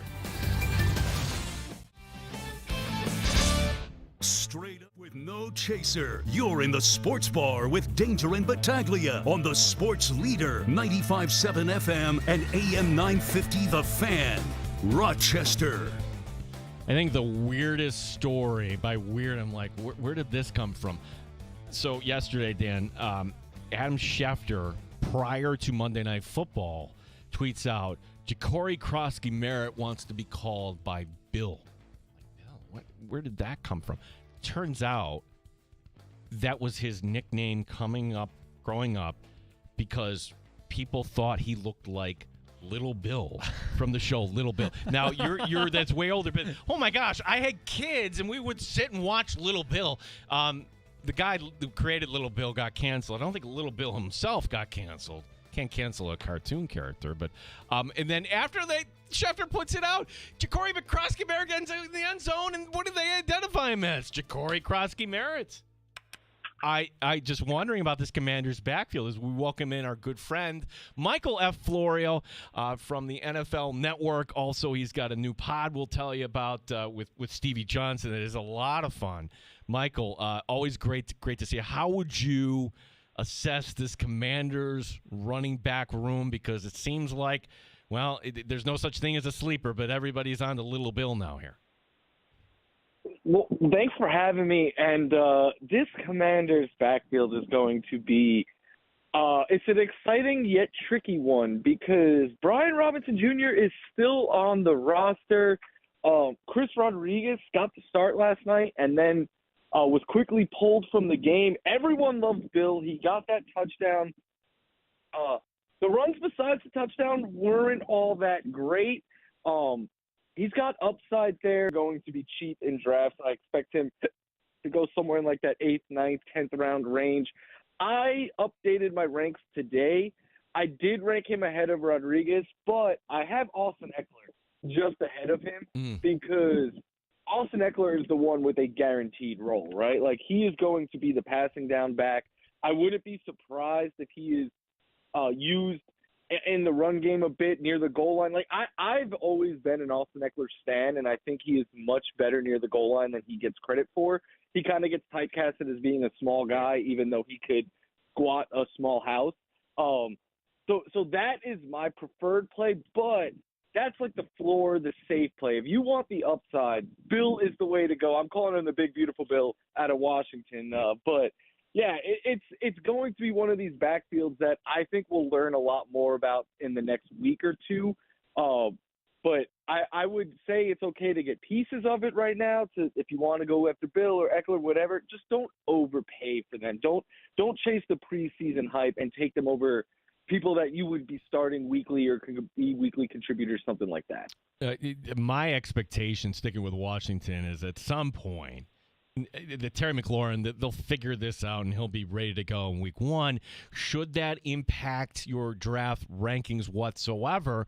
And if so, like, who might be the beneficiary of targets? Let's say the unusual happens and then this actually spills over and he wouldn't be available week one. What's your read right now on the target share situation in Washington, Michael? I'm a huge Terry McLaurin stan, have been since he's entered the league. I also have loved Jaden Daniels since before he took a snap at the NFL level. Commanders, if you were listening, and I'm pretty sure you are, pay Terry McLaurin. It makes no sense not to. You have a rookie franchise quarterback on a rookie deal that you're not going to have to pay for another year or two. You're top 5 next year in most cap. Give Terry a front-loaded contract. He has been the face of your team throughout a very bad and at times embarrassing tenure up until last season, and he has been there regardless of who the quarterback is producing. You have a guy like that, and I think Terry has all the leverage, right? Because to answer your next question, there is no clear-cut number 2. Like, I think with Terry out there, Debo is your number 2. But Debo isn't your prototypical number 1 wide receiver, and he's not someone, in my opinion, at this age, that you could build your offense, your passing attack around. I think he is much better as a number 2, a complementary piece, someone that you could generate touches. Like he still has the juice. We saw that yesterday. But Terry is your X. Terry is who the passing game runs through. And just like you said when you're setting this up, I still expect him to be out there week 1. I really thought by now he would be paid, but I haven't lowered him in my rankings at all. And not only that, I'm probably the highest or one of the highest on Terry McLaurin. I have him ranked either 12 or 13 at wide receiver, and on most sites he's closer to 20. So I end up getting a lot of Terry McLaurin in the drafts I've done so far, and the more people want to give him to me at a discount, the more I will just keep taking him because he knows the offense. He knows Jaden Daniels. They clearly have chemistry there. And last season, he was second in fantasy points per target, and he had his most fantasy points of his career with the second fewest targets of his career. And as the year went on, they threw more and more, which you expect with a rookie quarterback. So I expect a lot more passing out of the Commanders this year, which is why I'm all about Jaden Daniels and Terry McLaurin in that offense. Michael F. Florio, our guest. I know you were paying attention because you are, Bills Mafia member on Sunday night. What a disaster that was! The sad excuse for television. Michael, if it makes me a bad host here. I couldn't make it the whole way. 2 minutes to go. I'm like, okay, that's enough. I can't take this anymore. Before we get to the Bills, there, and again, the danger here is like you don't want to get too high over what you see in the preseason. So that disclaimer being said, are you feeling a little bit better about the Bears and what Ben Johnson may do for this offense? Because certainly seemed like there are a lot of wide open guys there for Caleb Williams to throw to there on Sunday night. Yeah, I know it's just preseason and it wasn't the Bills regulars and all that. Sunday night, from a Bears standpoint, was everything I wanted to see. And I am very bullish on this offense because I still believe in the talent that is Caleb Williams, right? Like, you don't go from being a generational prospect to a bust in 1 year when you're constantly under pressure. So the fact that they rebuilt that interior part of the O-line is huge. And then Ben Johnson. I think Ben Johnson is one of the smartest play callers in the NFL. And we saw exactly what I wanted to see, at least. I know it was very small sample size, but you had Rome Odunze playing out wide and in the slot. You had Colston Loveland playing out wide at times. You had DJ Moore being used all over the field. And there was a report over the weekend, like, DJ Moore's getting used out of the backfield and all over at wide receiver. And people were spinning it like Ben Johnson doesn't know what to do with DJ Moore. And I was like, you are crazy if you think that. I think it is that Ben Johnson realizes DJ Moore is such a versatile talent that you could move him all over the field and just generate touches to get him the ball in his hands. So I have DJ Moore as a top 15 wide receiver in my rankings. I have Rome Odunze in my top 30. I have Loveland as like a high-end tight end too. I think their floor isn't super steady, but there's a lot of upside there. I think Caleb is a breakout candidate this year. I think Caleb becomes the first Bears quarterback to throw for 4,000 yards this year. So, and then I haven't even mentioned DeAndre Swift, who I'm really bullish on this year because Ben Johnson, every year he was in Detroit, top 2 in goal line carries to the running back. So, and always in the top 10 in passes going to the running back. So for fantasy, I think Ben Johnson is going to inject so much value into this offense and bring it into the modern day because last year, the O-line was doing them no favors. Caleb was constantly under pressure. And it wasn't just pressure. It was like unblocked pressure, quick pressure, stuff like that. You have no chance of succeeding if you're a quarterback.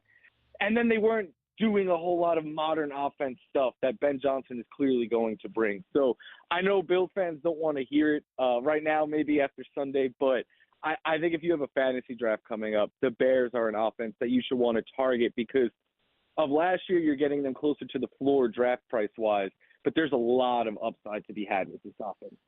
When you're doing fantasy rankings, the coordinator himself, how much of that is a factor? And I think we all kind of agree. Like, you're going to want a piece of Detroit's offense, but do we think we might be valuing him too high, meaning, hey, Ben Johnson's gone, and they're bringing in a guy, John Morton, who's bounced around the league. Yes, he was in Detroit 1 year, but he's only got 1 year as a play caller. So, I mean, does that factor in when you're going to have, hey, here's the Ferrari of, NFL offenses, Detroit, but now we're taking the key out of the ignition here in Ben Johnson. Do you think that's going to cause a hiccup in this offense, or am I making too much of this here, Michael? I could see it going either way. It's hard to say, right? Because, like, Dan Campbell is still there. All the pieces are still there. So, but when I'm breaking down an offense, I start from the top down. I go play caller, quarterback, and then the pieces in the running game and the passing game because it all starts from the top down, right? Like, you could have DJ Moore is an example of that. Like, you could be a great talent. Most people would say DJ Moore is like a top 10 or 15 wide receiver talent. But if you don't have a good play caller or quarterback, you're going to get held back by that. So I always go from the top down.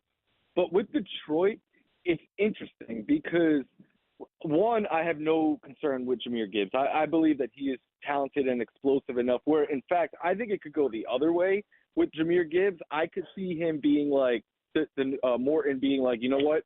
You're the best weapon we have out here. I'm not doing this 50-50 stuff anymore. Monty will still have a role, but what if it's 60-40 in favor of Gibbs now, So I think Gibbs' ceiling is raised.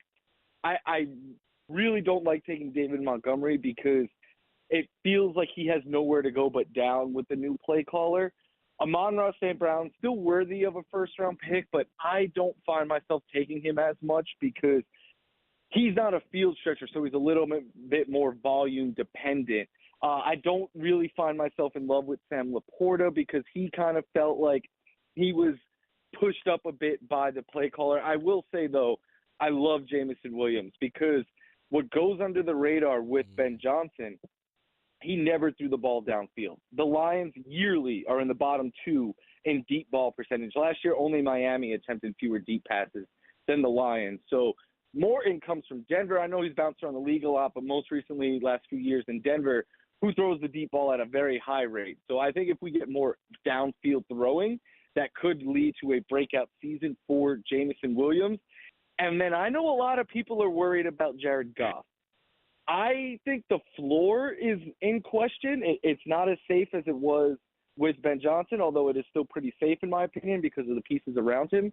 I think his ceiling is higher because more downfield passes, and the Lions are the run-heaviest team in the red zone under Ben Johnson. If we get some more red zone passing, it could lead for an even higher touchdown total for Jared Goff. So I don't think he'll be as efficient as he was with Ben Johnson, but he could make up for that with just more passing volume in the red zone. So I know it was a very long-winded answer, but the Lions for me are a very tricky team to figure out this year, and I kind of go piece by piece deciding on, is this worth the cost that you have to pay? Because that's ultimately what every decision comes down to in fantasy. Well, and also, too, like, there's something to be said, okay, yeah, I'm going to take Amon-Ra here, but there should always be a plan B and a plan C, and plan B would be end of the draft. Don't you dare, auto pick here. What purpose does that serve? And then, how many championships, Michael, do you attribute to just waiver wire? Like players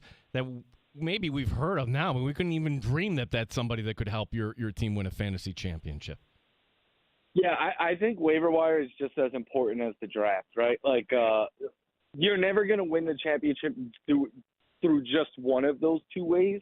But I think if you draft well, and then it's why when I'm drafting, right, in the early rounds, I'm looking more for security. It's why I don't really find myself taking a lot of, like, Christian McCaffrey, let's say. It's just too volatile for me as a first-round pick, especially when there's players who might not have the ceiling of a CMC but are pretty close, and their floor is just so much more secure. So those first 3-4 rounds, yes, you keep upside in mind, but to me, floor also matters just as much. But once we get into the middle, to especially the later and later you get in the draft, I forget all about floor, and it's why I'll never have like Adam Thielen on my team or these veterans that are safe. Like if I need an injury replacement or a bye week replacement, I could plug them in. I'm always going to be going for the rookies or the young players that maybe a play caller change or something like that could potentially break out, because if you get a couple of breakouts now added to your first 4 rounds being really safe guys that you built like your crux of your team around, you're talking about being one of the best teams in the league. And if those guys don't hit, it allows you to keep taking shots on the waiver wire until you find someone that does. Now, it's not always going to work out. Nothing is a guarantee. But if you have those safe floor players that you're like, just in case of an injury, I want to keep – I'm going to use Adam Thielen as an example again. I want to keep him on my bench.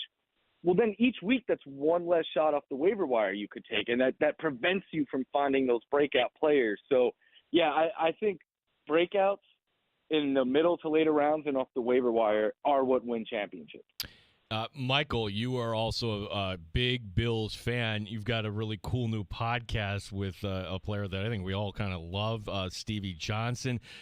Tell everybody about the podcast, number one. And then number two, like, Stevie's got a take on who will be the leading receiver on the Bills this year. Should we be paying attention to that from a fantasy standpoint? 100% should be paying attention from it. The podcast is called The Sick Podcast, Bills Banter with Stevie Johnson and Michael F. Florio. We're about 3 episodes deep now. It's awesome. Stevie not only does he bring like his personality and all that to the show, but he brings an insight and like talking with him about like training camp and what matters. And he's like, yeah, the scoreboard might not matter after 38-0, but every rep that like an individual player put out there does, and those reps aren't going to be pretty when you watch back the tape after losing 38-0. So like he kind of tells you how players are viewing it this time of year and stuff like that. So just fantastic insight. But yeah, he thinks that Joshua Palmer is going. He said not in catches. He thinks Khalil Shakir leads the way in catches, which makes a lot of sense. But he could see Palmer leading in yards and touchdowns, and I don't think he's crazy at all. And Josh Palmer right now is going outside the top 50, sometimes top 60 wide receivers in fantasy drafts.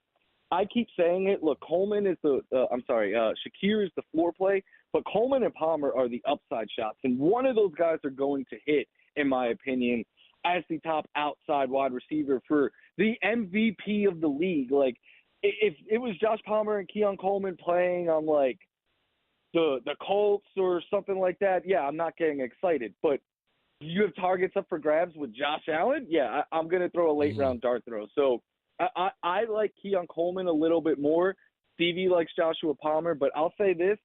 In my leagues, I'm not afraid to throw late-round dart throws on either of them, and sometimes both of them. Because like I was just saying in the last answer, if one or neither of them hit, I can just keep chasing that upside on the waiver wire. But if one of them do hit, now I got a guy I could plug in weekly, and he's catching passes from the MVP. If I'm a Colts fan, not too excited about the prospects here for 2025, to the point I'm like, hey, maybe it's better off we just find the quarterback. Like, is there any degree of hope for Anthony Richardson at this point if he can't beat out Daniel Jones? I think he needs to change teams, and I think the Colts have done him a huge disservice. I was pretty vocal on Twitter about this today, and people are like, you must have him on all your fantasy teams. And I don't. The truth of the matter is I feel this way about a lot of young quarterbacks. Like I was saying this last year when the Colts benched Richardson. I was saying this when the Panthers benched Bryce Young. When you are taking a young quarterback and you decide to start them, I think you need to see it through. I don't see what the good is. People are like, maybe Anthony Richardson needs to sit. I'm like, he has sat out more games than he has played in his first 2 years of his NFL career. Now, I get a lot of that is due to injury. But when the Colts drafted him, Shane Steichen sat up there and said, this kid needs reps. He has all the talent in the world. He is raw, and he needs reps. We are entering year 3. He still has more passing attempts in his 1 full year as a college player than he does as an NFL quarterback. look, if you want to argue Daniel Jones, he one time went on a fluke run and won 9 games and won a playoff game, sure. He threw for 3,000 yards and 15 touchdowns that year. There's no upside in Daniel Jones. And, in fact, this might sound kind of bold and maybe it sounds like I'm salty or whatever, but I think this is the kind of decision that gets a coach fired. Because if what Shane Steichen is admitting is I haven't been able to develop Anthony Richardson. Now I think I can get this team to compete and to the playoffs with Daniel Jones, and good luck with that. But if he does, okay, great. Then he looks like a genius. But the odds are against him, and if he doesn't, I think we're talking about a Colts team next year that might not have Jones, Richardson, or Steichen on it. And if you start Richardson, you don't have to make the playoffs to save your job, in my opinion. You just need to make Richardson look good. If by the end of the year Richardson shows signs of life, then you say, okay, we're going to give him year 4. And if he doesn't, you say, okay, we now know that he is not the long-term answer. But right now the Colts, they've given up because I don't see a world where Anthony Richardson comes – like if he comes back and they bench Daniel Jones and Richardson looks good, it doesn't make Shane Steichen look good, in my opinion. So I don't get the logic here. It seems very short-sighted. It seems like a try to win today and worry about tomorrow kind of move. And I think short-sighted moves like that hold back franchise. Like, I know Allen was better than Richardson has been through 2 years, but could you imagine if the Bills had a short leash like this with Josh Allen? He might not be the quarterback of the Bills today and the MVP and all that because quarterbacks need time. Anthony Richardson is 23 years old, just turned 23. I don't get this decision at all, but I'll tell you one thing. I'm very happy I'm not a Colts fan. I mean, the opener against Miami, and we can kind of say, okay, it seemed like a softer defense. It's a good spot to put in Richardson to the point where the schedule came out. I'm like, maybe that's somebody you would stream at quarterback. Here's my take on it. I think both of these guys have been hurt by comps. I think in the draft process, comparing Anthony Richardson to Josh Allen, no, full stop. There's only one Josh Allen, okay? Like to put those sort of development expectations, that was too much. You should have kind of tempered your expectation. Also, how many times did I hear this? Well, Daniel Jones could be this year's Sam Darnold. Sam Darnold, look what he did in Minnesota, and they had all those wins. And my gosh, if you had him in a super flex league, I would be shocked if Daniel Jones puts up those sort of numbers this year in Indy, Michael. I would as well. I will say this, though. I would have been shocked. I would be saying exactly what you're saying about Sam Darnold now a year ago about Daniel Jones now a year ago about Sam Darnold. So I'll admit I'm wrong if Daniel Jones comes out and has a Sam Darnold-like resurgence season and takes them to the playoffs. But he has been, the last 2 years, the worst quarterback who has thrown as many pass attempts as he has. Like, it's not – and I know there's that 1 year where he made the playoffs. That was because of the Giants' rushing attack. They had a very soft schedule to open up. They started off like 7-0 or something like that, and then almost didn't make the playoffs. Like, that team was built on Saquon Barkley, and maybe the Colts are thinking we could get a rushing attack kind of like that because we have Jonathan Taylor. But Daniel Jones, since that point, has blew out his knee and he's still an effective runner. He has never looked like that season. Like, that season is the clear anomaly when you look at Daniel Jones' career. But if that is your argument, I would argue back Anthony Richardson is a better runner. He is a better athlete. He has a stronger arm. The only thing Daniel Jones has on him is accuracy, but that is because Daniel Jones throws the ball the fewest air yards per attempt in the NFL. He better have a high completion percentage. So, to me, you just kind of make your offense very vanilla. You make it very dink and dunk, and you hope that you can control the clock. And look, the Colts have an easy schedule to open up. Maybe that is factoring in, but I don't know. I think if you're the Colts, you need to know what you have in the guy that you put the 4th overall pick on. And I do agree with you. Probably Anthony Richardson. I'm guilty of it. We all got too excited because of what we've seen some of these other players become. But I'm a believer that when you have elite physical traits like that, you don't give up on them at 23 years old. So, and look, this has been proven right plenty of times. Sam Darnold, Baker Mayfield, Bryce Young came back. Like, there's a lot of quarterbacks on different teams because the team that drafted them gave up on too quickly. So Richardson has the potential to become that, but I think his best days, if they are ahead of him, are not in blue and white in Indianapolis. Michael F. Florio, as you're in full draft season, giving us some of your valuable time. Tell everybody, every Bills fan here, when the next podcast will be kind of dropping there and where they can get more of your work when they do their fantasy research, Michael.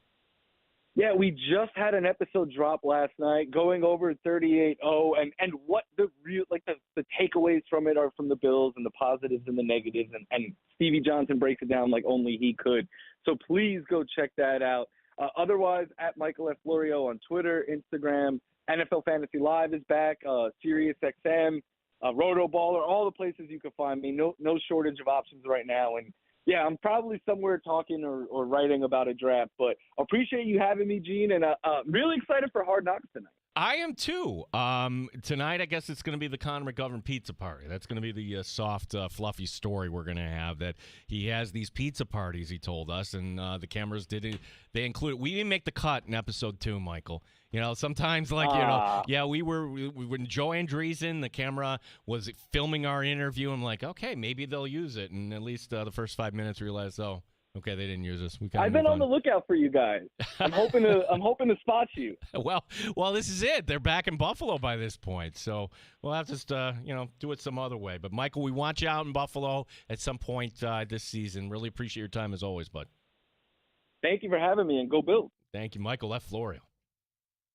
Doing the podcast with Stevie Johnson, like as far as characters from the drought era. In full disclosure, Stevie said he's going to come on our show. We're just trying to figure out a convenient day and time. That's got to be such a cool just combination of the two of them because Michael F. is very analytical. Stevie's the best. He's got a lot. Well, it's not too late, right? Like if you're somebody like Stevie Johnson, the world moves really quick, right? Keep creating content. Oh, yeah. And he's funny and he's insightful. Like somebody will give him more of an opportunity. I don't know. Maybe he's just doing this for fun. I don't know at this point. But I find him wildly entertaining. And we're lucky to have this relationship with Michael F. Florio that, like whenever like they have the fantasy segment on NFL Network, I'm like, yeah, it's my guy there when you see him. I was going to ask him about the NFL schedule, but it's like, is there anything fantasy-wise that you're hoping to learn this last week? Me, no. I think most teams will have all right, we're looking to figure out, there might be like 5 jobs that you're trying to figure out at this point. When it comes to a fantasy standpoint, not so sure. If you're curious, like games that you'll be able to watch this week, we have Thursday night 2 games. Pittsburgh at Carolina on NFL Network at 7. New England and the Giants on Prime at 8. Yeah, okay.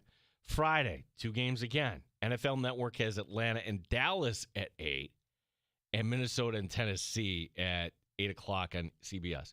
No offense, Dan. I like not to the Vikings. Like I don't want to watch the Titans. Are you kidding? No. And then all the action on Saturday. You could pick from 5 games here. 4 of them on NFL Network. 1 o'clock begins with Rams and Browns, followed by Seahawks, Packers. The primetime slot has Miami and Jacksonville. Ugh. And the last one of the bunch, the Raiders and Cardinals, which I don't think at this point why you're not playing Ashton Genty or anything. And, of course, right in the middle of that, 7:30 Saturday night, Buffalo, Tampa Bay. 5 o'clock for our pregame coverage here on the Fan. Rochester and the Bills are actually favored in that game for what it's worth. Why? I have no idea. We'll ask our guy PJ Glasser tomorrow, who will be joining us. Also joining us on the show tomorrow, Maggie Gray. Nice. Maggie Gray. No danger tomorrow. It's me and Maggie, and you too, Danny. Woohoo! All right, Maggie Gray, Maggie and Perloff, big Bills fan. That's going to be at 4:30, so check that out. Happy hour's on the way. Sean McDermott, very blunt about something. Normally he'll sugarcoat something. No. There is a position that right now has a big old help wanted sign on this Buffalo Bills team. We'll play the quote from McDermott, and we can say, okay, what is this exact? Where do we go from here? 866-4FAN, 866-4326. Here on the Fan, Rochester.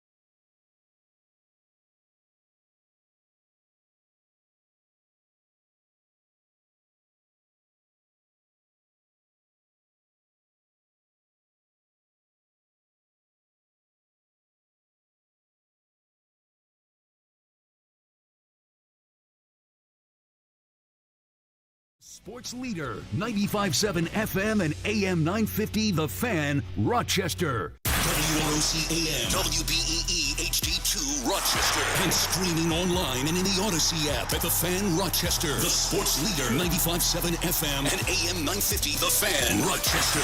An Odyssey sports station. The Fan, Rochester. Sports update. From practice today, Curtis Samuel was back out on a limited basis. Quarterback Mike White hurt his throwing hand. To what degree, we don't know. The quarterback, Josh Allen, talking about how he's working this August when he's not playing games. Taking as many mental reps as possible, thinking what I would do if I was in the game. And again, just trying to keep guys on the sideline with juice and energy, and feel like the sideline throughout the game was pretty energizing. We had a lot of energy, so now we got to go on the field and put the best product out that we can, and that's what we'll do. Interesting name making a free agent visit. Apparently this will happen in the next 24 hours. Gabe Davis, former Buffalo Bills wide receiver. Bills and Buccaneers, 5 o'clock for our coverage this Saturday. The Red Wings begin a series tonight against Toledo. One final from the majors. The Cubs beat the Brewers 6-4. Gene Battaglin, the sports leader, 95.7 FM and AM 950, The Fan, Rochester. It's time to start the show and talk about the sports we saw. Inside jokes and takes from Danger and Battaglia. Bills and the Sabres and the Amherst. Who gave a microphone to these jerks? Welcome to the sports bar, that's where you are. Welcome to the sports bar, that's where you are. Welcome to the sports bar, that's where you are. With Danger and Battaglia. Making us part of your day, Dan DeLorean. Hey, what's going on? What's up, buddy? Not much. Buddy, you're going to be here tomorrow too, right? Yes, I will. So Danger's in Virginia doing management things, which we welcome him back on Thursday. Tomorrow on the show, Maggie Gray. So new name dropping. My friend Maggie will be stopping by and talk some Bills tomorrow.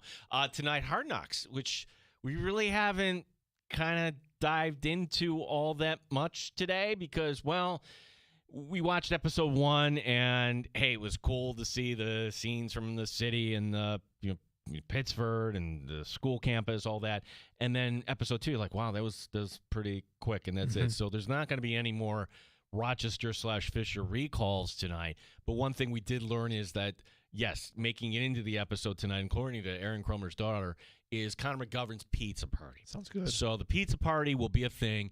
And all that stuff, by the way, we have it up on YouTube. It's all on demand. All of our interviews from training camp, and Connor McGovern was one of them. He was great talking about the process when you get invited.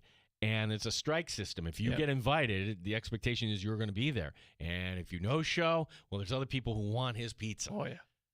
I want a slice. Yeah, I want to try it out. I want to see how he's making it. But I think the point of it is like kind of you got to have that camaraderie, and that when you're going through a long season, you got to like the people you work with, right? Yes, that's always kind of a thing about culture. Yes. 866-4FAN 866-4326 is our phone number.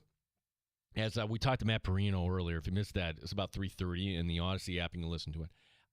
Made a good point because if we're talking about, my gosh, how do you drop the 53? And I think Matt didn't deny it. Like Elijah Moore right now, he's on the bubble.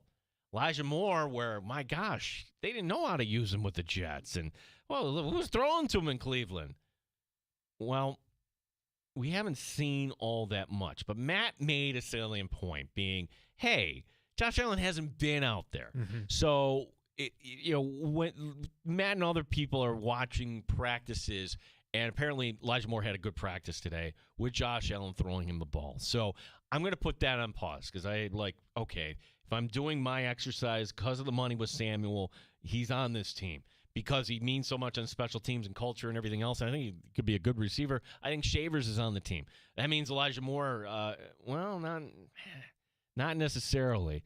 Listen to Sean McDermott tap dance around this where he's playing the number game here for you folks. Sean McDermott on the wide receiver situation. I think we got a pretty good feel for 1, 2, 3, but who's 4, 5, 6, 4, 5, 6, 7, who's 4, 5, 6, who's 4 and 5, is it 5 and 4 or 4 and 5, you know what I mean? So it's, once you get kind of after that third group, that third person there, it's trying to figure out who the rest of them are and how they can help us not only on offense but on special teams, and how we can ensure if we have someone not going to go down, that we have the right person, profile, size, speed, whatever it is, to make sure we don't drop too far with that next spot. So always trying to figure out the puzzle of the roster this time of year and the numbers and how it's going to affect special teams and vice versa. Sean, how do you juggle a guy like Tyrell Shavers, who's been available, who's been showing you stuff, with someone like Curtis, who's been on the mend, and we haven't, even though you know his history as a player, this training camp and preseason, he hasn't been available.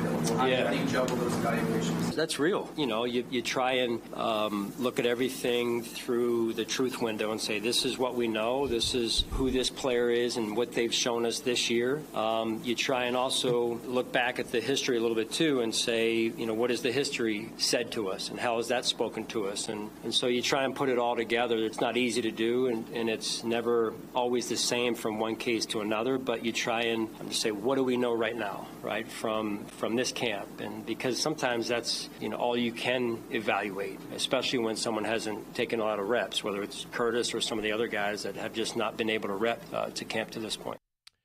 Couple things there. One, when he's doing the 1, 2, 3, 4, 5, 6, 7, 1, 2. I'm hearing the Sesame Street The song. count? Yeah, 1, 2, 3, 4, 5, 6, 7, 8, 9, 10, 11, 12, 12. If you're a certain age, Dan, that was what we grew up on. Yeah, McDermott there really going out of his way not to say 5 or 6 or 7. A truth window. Wow, a truth window is an opening in a wall surface created to reveal layer or components within the wall. Very, very deep. Is this going to become like a new thing for Sean McDermott, the truth window? Think Sean McDermott in his home has a truth window built in? He might. Yeah. Is that down with his wrestling gear down in the basement? Could be. Like, he looks into the truth window? Looks into the truth window and sees all the state championship medals he won. Gosh, you're onto something there. You watched the Kirk Cousins docuseries, right? I did watch most of it, not all of it. Okay. So his whole room. Let me fill in for the other 95% of people that didn't watch this. Going back to the original quarterback series on Netflix, Kirk Cousins is like, "Oh, let me welcome you into my home," and okay, it's like, all right, this is how a millionaire lives. This is really nice. This is really custom, and then he's like, shh, and it's a secret door, like a speakeasy, Dan. It's a speakeasy where I'm going to like you see this in like mystery movies, right? Like I'm going to hit the button there and the staircase will move or the bookshelf will move. He hits the shelf a little bit and the door pops open. It's a secret room. And it's a room with all of his accolades and his awards and everything else. It's a Kirk Cousins memorabilia room where I'm thinking maybe if he's having a bad day, he just wants to get away from the kids or whatever. They don't even know if they know there's a Kirk Cousins memorabilia room. They probably do now. There's no truth window. But again, to bring it back to Sean McDermott, do you think he's got a room like that? Yes, probably.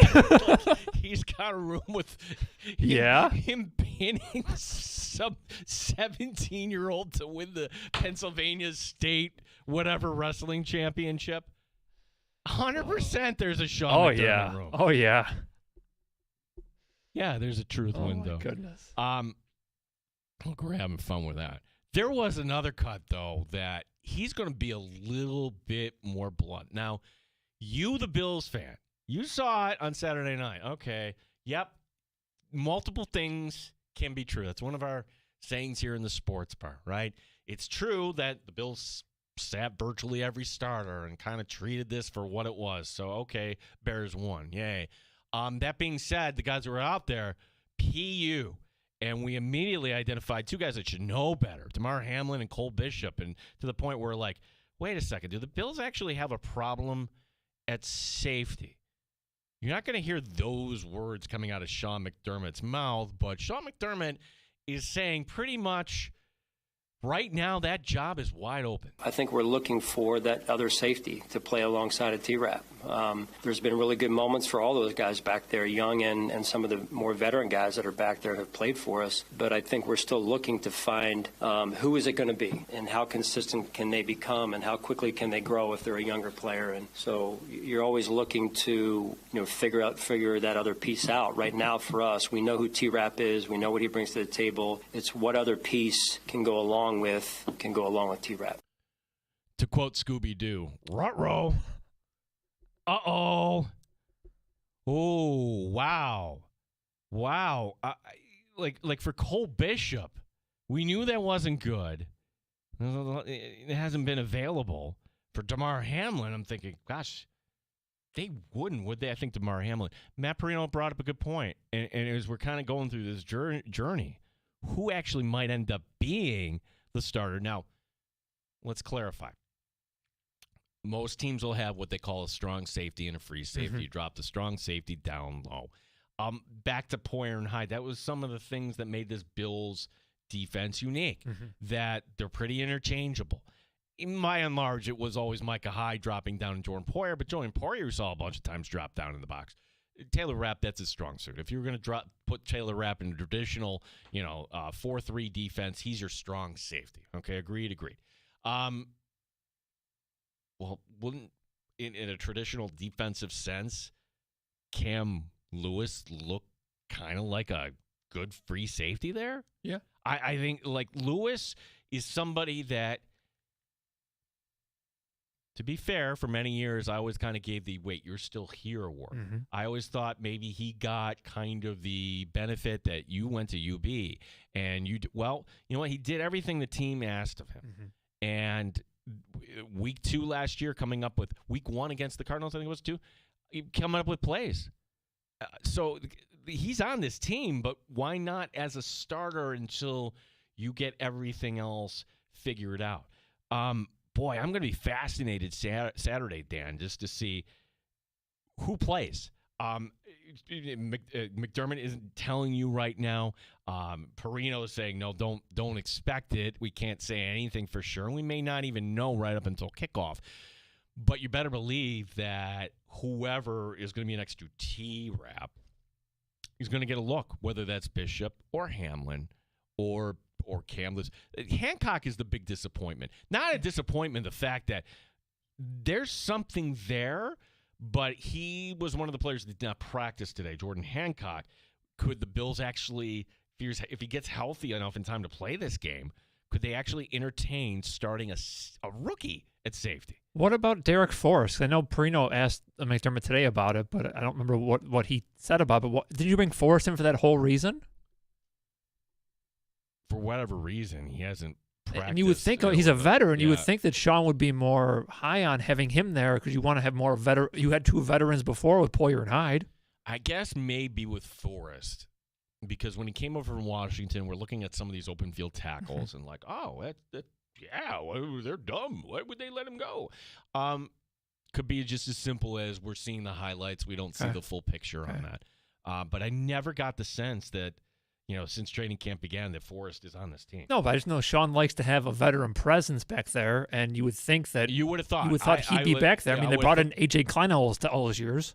A.J. Klein was one of his guys from Carolina. Exactly, but you would think you want a veteran presence back there. Difference is, though, it's the trust factor. Dan. Yeah. That's it. Like, he trusts A.J. Klein going back. Forrest is a new guy.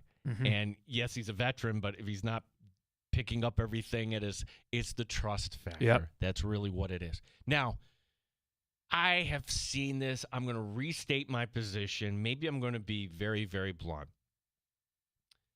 The only way I see Jordan Poyer back in Orchard Park this year is leading the charge.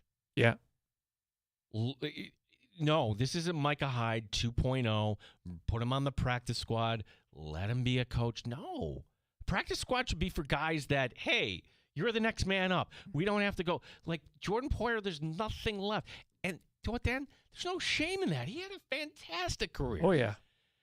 But we moved on. We made this decision 2 years ago. What are you doing? If anything, I would be more in favor of swinging for the fences and spending money to bring in Justin Simmons. Justin Simmons, a Pro Bowler, an All-Pro in 2021 with Denver.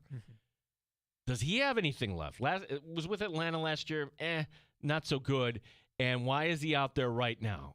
He could be out there right now because of money. It could be out there because, well, the money and the value the team's put on him. We went through this last year. We went through the same exercise last year. But if we get to Saturday night and we see Baker Mayfield hitting whoever over the middle and like, oh, okay. So Baker's playing, you think? I don't know that. No, just theoretically, I'm just saying. Or who is it? It's the deliberate learner. Kyle Trask. Kyle Trask. Maybe we get to see. By the way, if you're a Bucs fan, Scott Reynolds from the Pewter Report will join us on Friday. Nice. So he does a lot of Tampa radio, too. We love having Scott on whenever we got a Bucs question. Look, there are questions. Now, one other question that we should put to rest here, at least I'm hoping, Tyler Bass returning to practice today, and he's on track to kick on Saturday night. So with that, Dan, Tyler Bass, just please, please, please make your kicks Saturday night so we don't have to talk about this on Monday. So that, hey, Cade Davis, that was a lot of fun. Good luck finding your next team. And, maybe there's a job here in the UFL or whatever they call it. Sure, yeah. That's another thing. The other thing that's very interesting, and we talked about this with Perino too, the Bills are bringing in Gabe Davis? Okay. So to kind of review, Gabe Davis has made visits with the Saints. He's made visits with the Giants. He's made visits with the Steelers. Oh, with the Steelers twice. The last one being this week. Why hasn't he been signed? Jacksonville paying the bonus. Gabe Davis is, I think it's a health thing, Dan. Yeah. I think that's what it is. Like, if you're a team bringing Gabe Davis, even on the 90-man roster, like you would figure, like, okay, that guy competing for number 5 or 6, did you see what he did in the AFC Championship game? No team was willing to take that or at least come to an agreement with Davis, but here he is still putting his hand up saying, hey, I want some work. I think the best case scenario for the Bills is this, and I don't know if Davis would go for this. That's a guy that I would definitely want on the practice squad. And then you're the first guy we call up if we need a receiver. Problem with that is, does Gabe Davis view himself that way, or does he view himself as the former 1B to 1A to Stephon Diggs? Literally, I said that on this show. Like, the Bills are lucky because they have 2 number 1 wide receivers in Steph Diggs and Gabe Davis. And that was coming off the 13-second game. And Gabe Davis, as we come to find out, he's talented. He's got a great work ethic. Wrong cut in the Philadelphia game. There were certain things over the years where you're like, okay, maybe he's not worth the money and let Jacksonville sign him on. Dan, where do you come down on Gabe Davis? Well, I know Brownie and Tasker touched on it today on One Buzz Live for like 2 minutes max, and Brownie was like, well, they already have a Gabe Davis, and they said it was Leo Chenault. They said if most likely that they think he's more equipped. They said that Gabe was obviously injury prone, but they thought they liked his blocking ability. They said he's really good at blocking, but he couldn't stay healthy. So they said they would just rather just have Chenault and just not go that route because they want to have it either for a younger player like Shavers. So I think you just kind of stay away from Gabe Davis. He's hit and miss, and he hasn't really performed since that championship game against the Chiefs. Yeah, I had the big game against Pittsburgh when Fitzpatrick was out, I think. Yeah, he hasn't done. He didn't do anything in Jacksonville. No, and he's either he shows up or he doesn't. And well, then when Leon Cohen comes into Jacksonville, he's rattling off the wide receivers, and he goes 6 deep in Jacksonville. He doesn't bring up Gabe Davis. I'm like, oh, okay. And then shortly after that his time was done. So Gabe Davis, was this just somebody who, hey, he had his 15 minutes. He burned very, very brightly. And my gosh, just to think how, just a few seconds, if the Bills make that Super Bowl, if they win the Super Bowl, Gabe Davis is held in such high regard. 4 touchdowns to send us to the Super Bowl, which we championship win. game. You would play the Bengals following. Oh, okay, fair enough. Yeah. Thank you for that, Dan. I just automatically, in my mind, think you beat the Bengals, but that would have been Do you beat the Rams? How about this? I think that team. That would have been a great game. That Bills team would have had a much better chance against the Rams than last year's team against the Eagles. I don't think the Eagles matchup was going to be a good one for Buffalo. No, I think no one was beating the Eagles. No, the Eagles' toughest playoff game last year was like the Rams and then the Packers. And they crushed everybody else they played. No, that Super Bowl it was just so relaxing. It was boring. Oh, it was relaxing. I thought it was just a joy. I'm saying, I didn't think it was kind of dull. As a Bills fan, I could see your view, but like as a neutral fan, for me, I was like, oh, this is just kind of, it was lopsided. Yeah, so Gabe Davis back in Buffalo, and do the Bills make a move there? They did more of the let's kind of fix the bottom end of the roster. Two guys they let go today, one being a draft pick, which kind of a bummer, being the wide receiver, Caden Prather, waived injured. Also, Corey Couch goes on waived injured. I'm like, wait a second. Couch was really good. Now, waived injured means they can clear, and then once they get healthy, they could come back. That's why in the back of my mind, when Balin Spector gets healthy, I'm like, oh gosh, are we actually going to go through this again? I'm not so sure. But it's the time of year, all right, we need other bodies. The Bills bring in former Syracuse running back Jarvion Howard, along with a wide receiver named Grant DeBose. DeBose with Miami last year, the Dolphins, 2 catches, 11 yards. Don't even know who he is. Jarvion Howard injured his ankle today. First practice with the Buffalo Bills. Are you kidding me? Are you kidding? Maxwell Harrison was on an exercise bike today with a knee brace. He's not ready anywhere. Khalil Shakir could be back at practice next week. So that's kind of like the breakdown for the Buffalo Bills on the injury front. But I think the safety position is kind of your lead story there. Dan, we should get the shots. What do you say? Let's do it. Yeah, we've got stories here that we can get to. You like college football? Got some college football nuggets, an NBA retirement, and an unwritten rule in baseball happening last night. Was it warranted, the bench clearing brawl? We'll get to that. It's Sounds Danger. It's Battaglia and Drummy today. It's a sports bar, 95.7 FM, AM 950, The Fan, Rochester.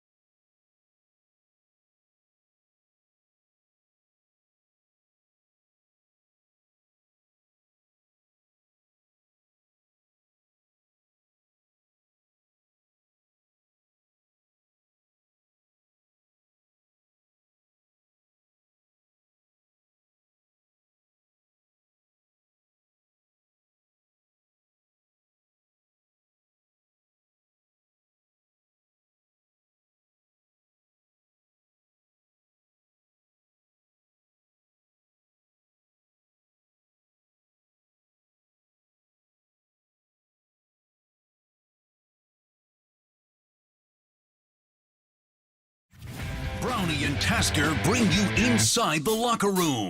Danger and Battaglia drive you home every afternoon. Your home of the Buffalo Bills.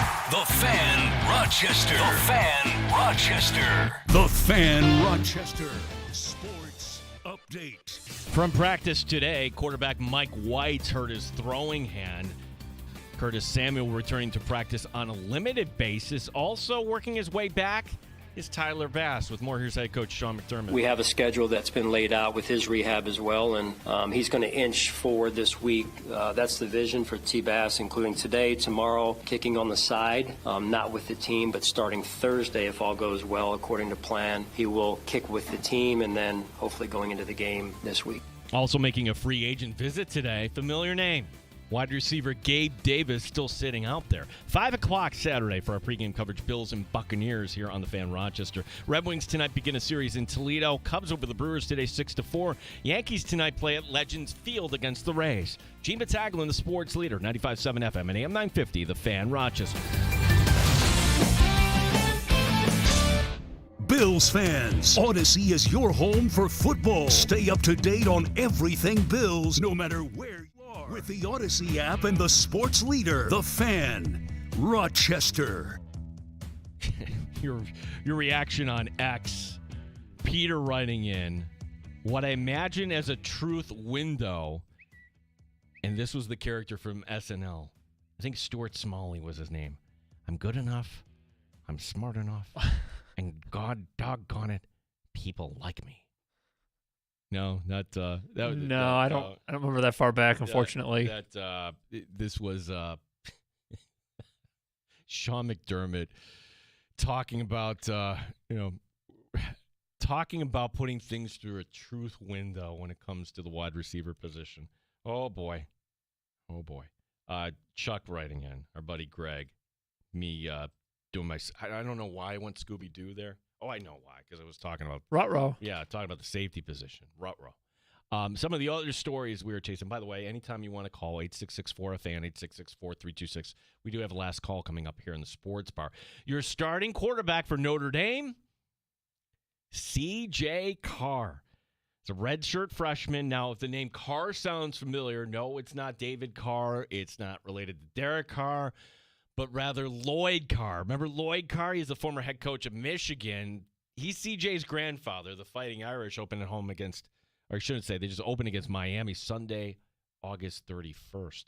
And it just dawned on you that week 0 is this weekend. Yep. Man. Yep. I saw that. I just pulled up the schedule. It was, I think, Kansas State is playing against Iowa State. Yeah. And there was, I think, Stanford's at Hawaii this week, Saturday. Yeah. So, and then there's some Thursday, Friday, Saturday games. I think even Monday. I think, isn't UNC on Monday? Don't they have the? No.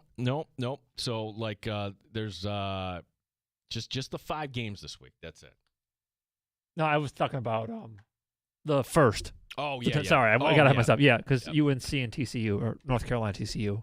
With Belichick. So yeah, that Sunday game, Notre Dame Miami we're talking about, that is going to be in Miami, and that is going to be the Sunday night game. Yikes. Monday on Labor Day, we get Bill Belichick. Yep. And how many cutaways of Jordan do we get that night? 7, at least 7. Ooh, that's high. I was going to say 5. At least 7. That's going to be. She's the heart and soul. She's probably behind the whole thing. Getting price is only $79 for that game. I would have thought that would have been higher, more people would be excited, and it's not like you're bringing in North Directional State. You're bringing in TCU. Yeah. TCU a few years removed from the national championship game, but, well, yeah. So, yeah, it's here, Dan. Let's hope this doesn't become a trend. Now, all these schools have to figure out, how do we make more money? How do we, make sure our coffers are filled for NIL? Well, University of Oklahoma is now selling spots for their press conferences. Yes, this is for fans. $700. You too can attend a post-game press conference of the head coach.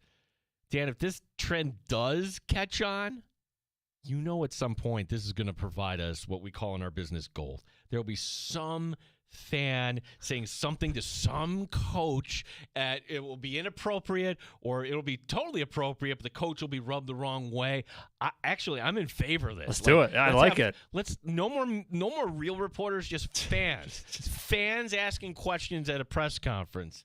Yeah, let's make that change. Finally, we may have reached our final tipping point here in uniforms in college sports. Middle Tennessee State. Now, I say Middle Tennessee State, what comes to mind? They have blue uniforms. They beat Syracuse a few years ago. That's about it. The school today, Dan, eliminated 4 variations of helmet. They eliminated 2 alternate jerseys. And moving forward, there will be 1 helmet, 1 home jersey, 1 away jersey, 1 pair of pants, only 1 cleat color. This is going to save the school $668,000. Wait a second. I thought that was the whole point with Nike Adidas. I thought they just gave you this stuff for free. Yeah. But you have to pay for the alternate. Why would you do that? Kids today want to be paid. Yeah. I understand, before when they weren't getting paid, what else could we do there? Hey, we're Oregon. Yeah. We're going to wear all these uniforms. Yeah. Wait a second. You actually have to put that on your line? I guess. I guess, yeah. It's all about making money, so. I don't know what anybody's buying in Middle Tennessee State. I didn't even know their alternate colors. jersey, yeah. Announcing his retirement from the NBA today, John Wall, the former number 1 overall pick, had a few okay years with Washington, but he hasn't played in the last 2 years, and his last 6 years in the league, injuries kept him out for more than half the season in each of those years. The 5-time All-Star point guard finished his career averaging 18.7 points and 8.9 assists per game. John Wall, I remember Cowherd just taking him to task because he was doing the Dougie or whatever. Mm-hmm. That's not a guy who's going to win a championship. And Cowherd was right, I guess, on that. I think of John Wall, I'm thinking more of an entertainer than the guy that's going to be a cleaner, and I'm just going to put up my team and will my team to a championship. So, yeah, I think you're right on that. Tommy Pham back in the news. It's fantasy football season, right, Dan? No, this doesn't have anything to do with fantasy football. He's not a light player, right? He's kind of, if you haven't followed, he's in Pittsburgh now, and I don't know, where else could he go after this? Colorado? Sure. White Sox? The White Sox? Thinking the White Sox? I think it was on the White Sox. Tommy Pham's been everywhere. Miami? Has it been in Miami yet? No. But last night, they're playing the Jays. He walks. He does a bat flip for a walk. Yeah, the Jays took exception to that. Bench is emptying. Pittsburgh won behind Paul Skeens. Jays begin tonight. Up 5 on both the Yankees and the Red Sox in the AL East. I think, Dan, when it comes to unwritten rules, many of them are dumb. Yeah. But if you walk, just put the bat down or toss it to the dugout. I've never seen doing a bat flip for never a seen walk. It. Well, you didn't win a championship. What are you doing? He's all about causing chaos. He wants the clicks. I thought the best bat flip of all time. Divisional series, Jays and Rangers, and there's Jose Bautista, massive home run, and just the pause, the flex, bam, just launched it. And then for the Texas Rangers to hold on to that for a full year. Roughing the door, knocked him out at second base, basically. Knocked his glasses off, the whole thing. But come on. Come on, more of that. That's okay. That was a big moment. Let him celebrate. It was so cool. It was cool. Love that. We got time for last call here in the Sports Bar, 866-4326. One thing before want to mention, if you missed the Craig Rybczynski interview, it was about 4 o'clock. Rochester Nighthawks. I should know his title. He's like everything with that team, right? Does a little bit of everything. No, the team isn't changing their uniforms. Not yet, at least. And I guess the National Lacrosse League is not unlike any other league where you just can't do this on a whim. You actually have to put in the paperwork to do this. And the sale of the team just kind of happened, and the deadline was way ago. In fact, if you want to change your uniforms for the 2027 season that would start in December of 2026, you would actually need to get that within the next month. What Craig said. Okay, great. Let's do it. Tell the Nighthawks you want to go back to the teal and purple. Teal was our color. Yep. Like that was, and it does take you back a little bit. Not that the new uniforms are bad or No, anything. I like the new uniforms. I like They're the really new nice. uniforms, but that seemed more people would be like open to going back to. Yeah. And if also too, like if the owner, Seneca Nation, and their color, their flag, is purple. There So you it makes go. it, I'm It ties totally fine. in. I'm totally fine with the Nighthawks being majority purple and just a little bit of green, and Yeah. that'll be our colors. But once again, I'd like it. make it happen. That'll be our campaign. Let's do it. Make it happen. Banging on the table. 866-4FAN, 866-4326. Last call coming up next year on the Fan Rochester.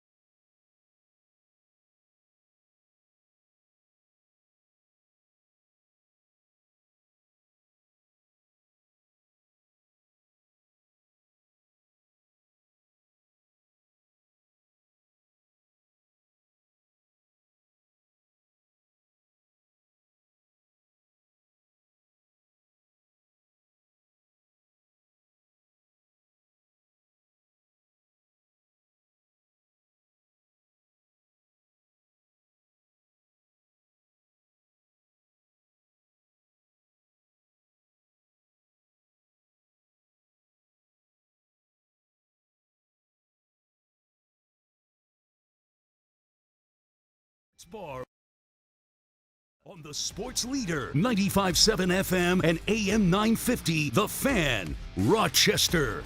The Pride of Hilton filling in for Danger today. Dan Drummy, the Dandalorian.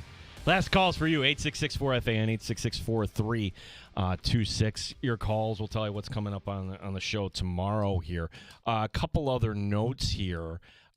This story about Victor Robles, this was the Mariners outfielder who's down on rehab with Tacoma, and this is the video that went really viral because, man, you got hit by a pitch, and with one hand, his right hand grasping the baseball bat after he gets hit, and right by the handle, he whips it at the pitcher. I mean, can you imagine if you connected on something like that? Years ago, I've seen that video of Burke Campaneris with the A's who got hit by somebody and he threw the pit and he got a big old suspension. The suspension for Robles, 10 games, which I'm surprised, quite frankly, it's not more. Yeah. 10 games, I would have said. I would have given him way more. I would have given him 30. Yeah. You can't. No, it's dangerous. The bat can't be a weapon all of a sudden. What? Have you lost your mind? WWE? Yeah, crazy for that. Also, one of the top stories in the NFL today. So we have teams that are, slowly saying, "Hey, here's our Week 1 starter," and really, I think that's done just to kind of pump the tires of the team because there are some teams you don't need to make those announcements. See the Buffalo Bills. The Browns did this with Joe Flacco. Not a surprise. Today, the Colts got around to doing this. Daniel Jones. I don't get it. Here's my theory on this. Okay, if the coaching staff feels like Anthony Richardson at this point just needs a little bit more time, which I don't know why they would think he would need a little bit more time, because he's been healthy all spring. He did get hurt in that first preseason game against the Ravens. Once you bench Anthony Richardson once again, it's over. You can't do that. So what I think the coaching staff is doing here in Indianapolis, they're having their cake and they're eating it too. If you really were interested in developing Anthony Richardson, he's your Week 1 starter. Yeah. Fact. And he's your Week 1 starter and he's your Week 2 starter until the point where it's painful and the season's gone anyways. That's all this season should be about. Is he the guy or not? We're nowhere near answering that. Week 1, Miami's defense, that's a pretty nice soft opener for Indianapolis. And you're going to go with Daniel Jones. Why? Because you have now a new owner who she's not going to tolerate anything. There's a coaching staff that feels the pressure to win, and by putting in Daniel Jones, milquetoast, boring Daniel Jones. Don't like it. The coaching staff thinks they have a better chance to win this game, but ultimately, they're just trying to buy a little more time with Anthony Richardson because they don't know what to do with the kid. True. I would have got Kirk Cousins. That'd be a great fit. They can't afford the contract, but you have a veteran who can step in. You can let your rookie develop more, which he obviously needs. I mean, I guess you can do the same with Jones, but I just don't see it. Dan, this whole year should have been just have some fortitude, balls, and just go out there and this is our kid. And you live through the lumps. Yeah. And if Anthony Richardson, to this point in the NFL, how many starts would you think he's made? 8? I don't know. 15. Okay. It's still not enough. No. It's still not enough. And you think Daniel Jones, for Eli Manning, it really wasn't until year 3. Yeah. You saw some flickers, but year 3. Well, that's where we are with Anthony Richardson. Year 3 should be the year. This is it. Year 1, hurt. Year 2, not good. Back tapping out. Really bad look. Okay, year 3, redemption. Oh, no, he's not going to start. What are you doing? I don't know how you come What back are you doing? That. It's a coaching staff that's just looking at this through the truth window of the AFC South. Sean McDermott, the truth window. You're gonna have to cut. You're gonna have to cut that up. So I'm be like, Danger, here. What did we miss? By the way, nothing happened today with Danger. This string of something always big happens. The day isn't over with Gino. Oh, we got tomorrow. We got too. all the rest of tonight, and we got tomorrow. Something could break. Not that we don't want anything to break, but Now, you could say, well, Danger went 2 weeks to Europe. What happened? I don't know. We had, internally, things you would never know about. Just put it that way. Like, sports world, yes, more often than not. Like, Diggs getting traded, but, he leaves, and then 2 days later, this comes down in our office like, oh, that's big news. Oh, Danger's not here. Okay, we're going to count it. So what's going to be big, I guess? Danger will be back on Thursday. Something major is going to happen in Hard Knocks tonight, obviously. Yeah, Hard Knocks. Like what? Okay. Hard Knocks tonight. What are we going to see? We're going to see Pizza Party. Are we going to see Angry Sean McDermott? Maybe. Are we going to see something with Max Hairston, I think? Or no, we're going to see with the Cook story, a James Cook man hug with Brandon Beane. Yeah. Yeah, I think so. Do we see the agent for James Cook?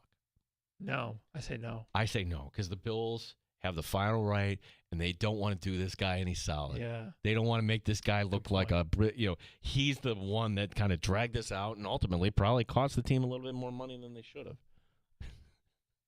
So we got that tonight. Angry Sean McDermott. Okay, here are the three things. We'll come back tomorrow. Pizza Party we'll see tonight. Yep. Angry Sean McDermott after the Bears game. Yep. And I'll let you be the judge on that, how angry he is. And this is the one that has the longest odds.